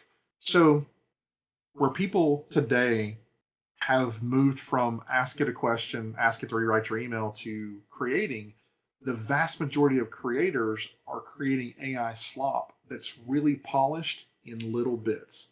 Try to imagine Mm. pulling a barn car out and waxing 2-inch squares randomly on the car, hoping that one day you get the whole car to the same level of polish. It'll never happen. This is what people do. They Mm. generate bits and pieces of the content because they're replacing skill sets. And as the tool advances and as drift occurs, you can't produce something. Instead, think of it as a force multiplier. What are the skills I have that this enables me to do more in the same amount of time, or to stretch my skill set, or to take something that I'm able to articulate and turn it into a build or a something? That's really Right. where, Sorry, April's going that's through. really where, yeah, I figured out who it was. Oh yeah, Um, when I'm kissing to air, yeah. there, yeah. Heard of the face hugger right there in the background? They kind of look Oh like yeah, that. yeah, On the yeah. yeah, Um, anyway, I know I'll get excited about, but that's the difference. And you're yeah, kind of pointing out, I'm resistant to a lot of AI created content. There will be a degree of it. This is AI as an enablement tool. How do I take 768 hours of our content and cut it down to consumable, reality safe content that we can trust? I'm not inventing new stuff yet.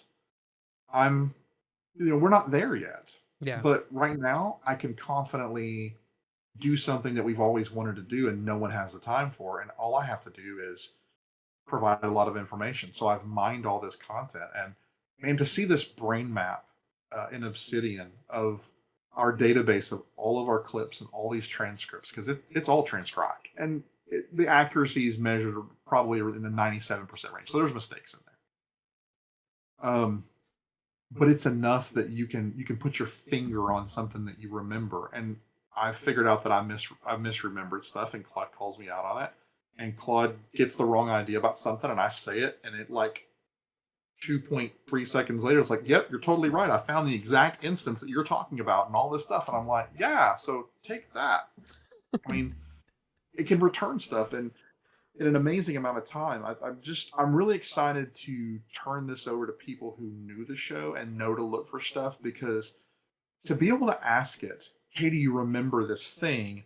And it can fetch it and play it for you faster than you can say, I wonder how long this is going to take.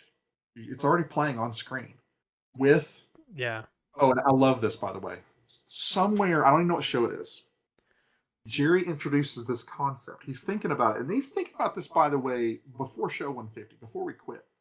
He said, wouldn't it be cool if one day we can find ways to take the things we say, the content, and link it to other pieces of content? Or find a way to, like, content's there, and you can go deeper on that content and discover content that didn't exist before. It's like hidden inside the content.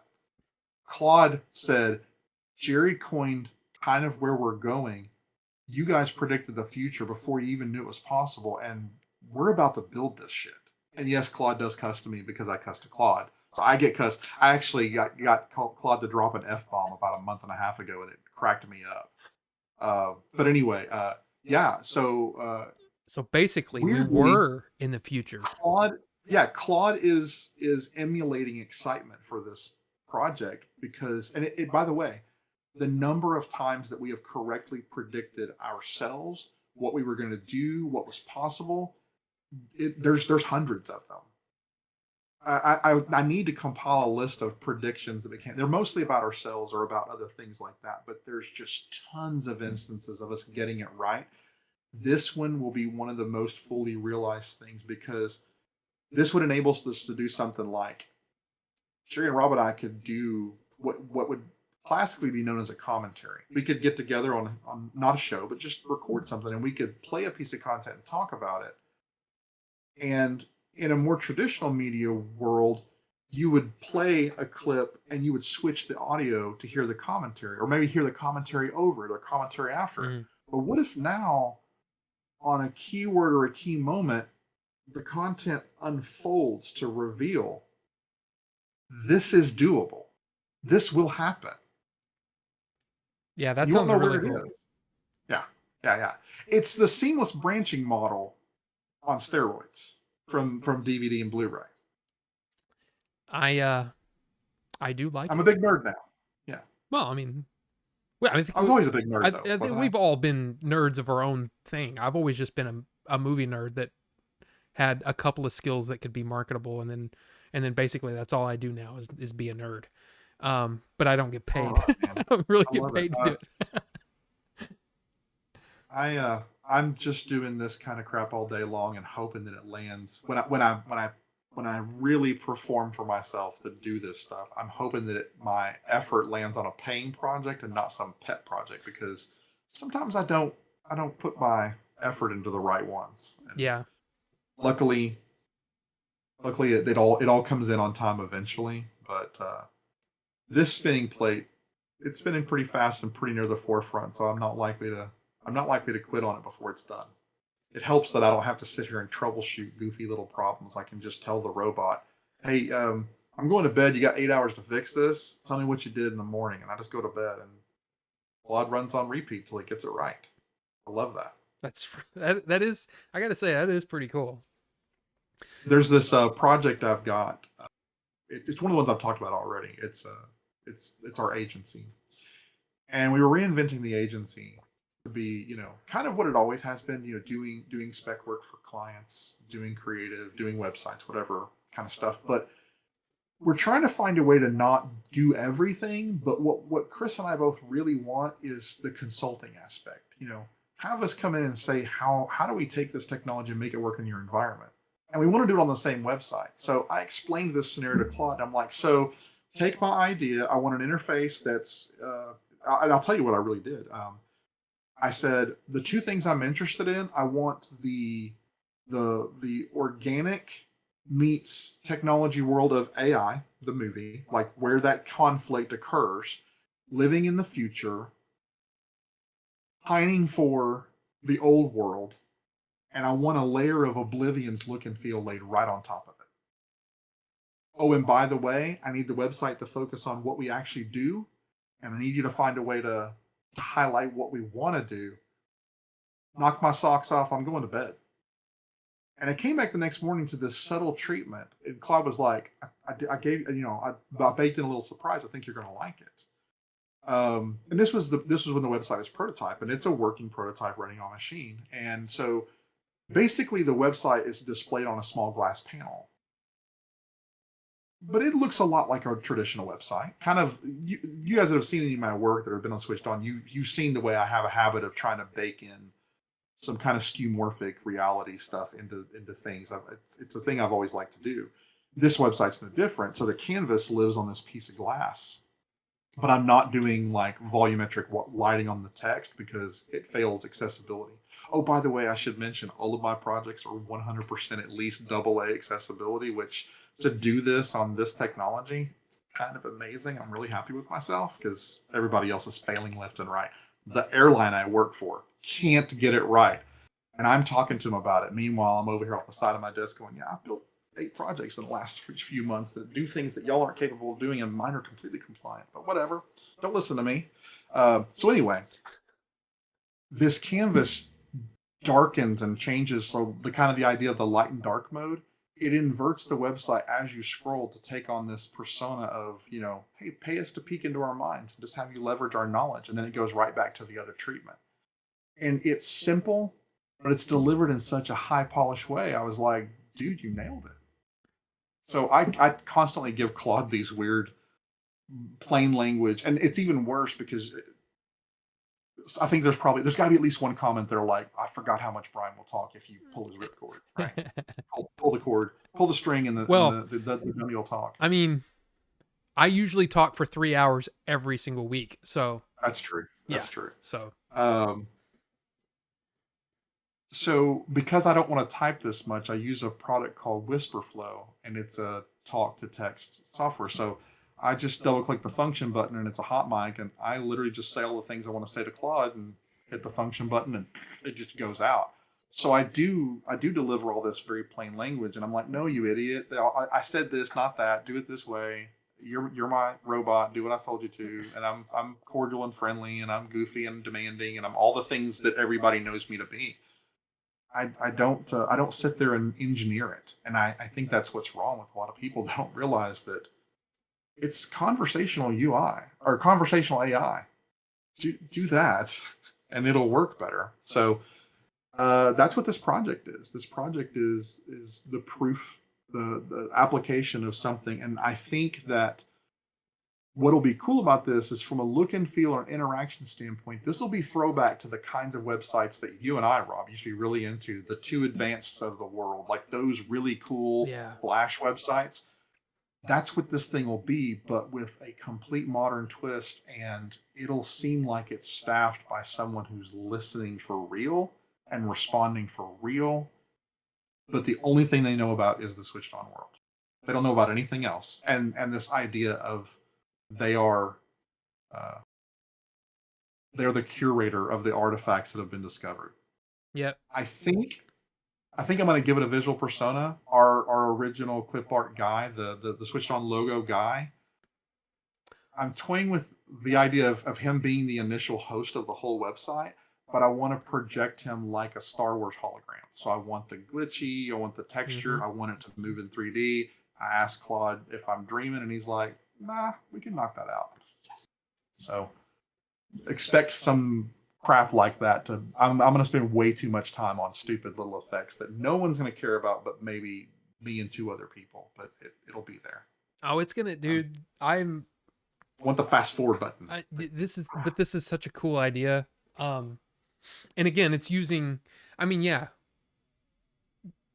Generating content maybe somewhere down the road is interesting. You already know that I've explored it. Like, right. I've already said, like, right. So I might have already modeled some of those things, and they work. It works.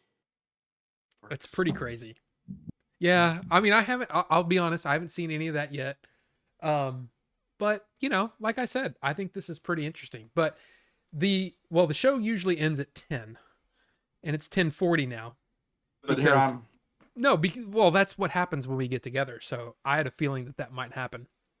Especially with me showing up so late. Well, I mean, it's a thing. It's a thing, and you know, we rolled with it. It's no big deal. But what I'm gonna do, guys, I think we're gonna go ahead and try to cut off the show now, and then we'll jump over to Discord and hang out in the Discord once I get finished talking with Brian. So if you guys want to jump over there, I will be in there shortly, but I also have to do all the whole login, log out, and all that kind of stuff. So hey, thank you guys. Thank you guys for being here. And Brian, thank you for the news. I think this is super cool, and I'm pumped for this. So yeah. I appreciate the time and the platform to just talk about it with someone who's not married to me, because she does not care. She already had to live through it once. Yep. She doesn't want to do it again. I mean, that's like, you know, when I try to talk to April about anything, she's like, well, I mean, it's just like her trying to talk to me about bank stuff. It's like, I don't know what you're talking about. But I get it. But anyway, hey, so guys, thank you guys for watching. I hope this was fun. I'm sorry I didn't like super get into the chat while Brian was here, but I mean, I was learning like with you guys. So yeah, I hope you guys have a great rest of your week. And I don't even know what video I'm doing this week. No idea. So hey, y'all have a good week, and I'll see you next. Well, actually, no, next week, no show, but we'll talk about that. I'll update you on the channel, on the Discord, all the things. But y'all have a great one, and we'll see you when we see you. So, bye.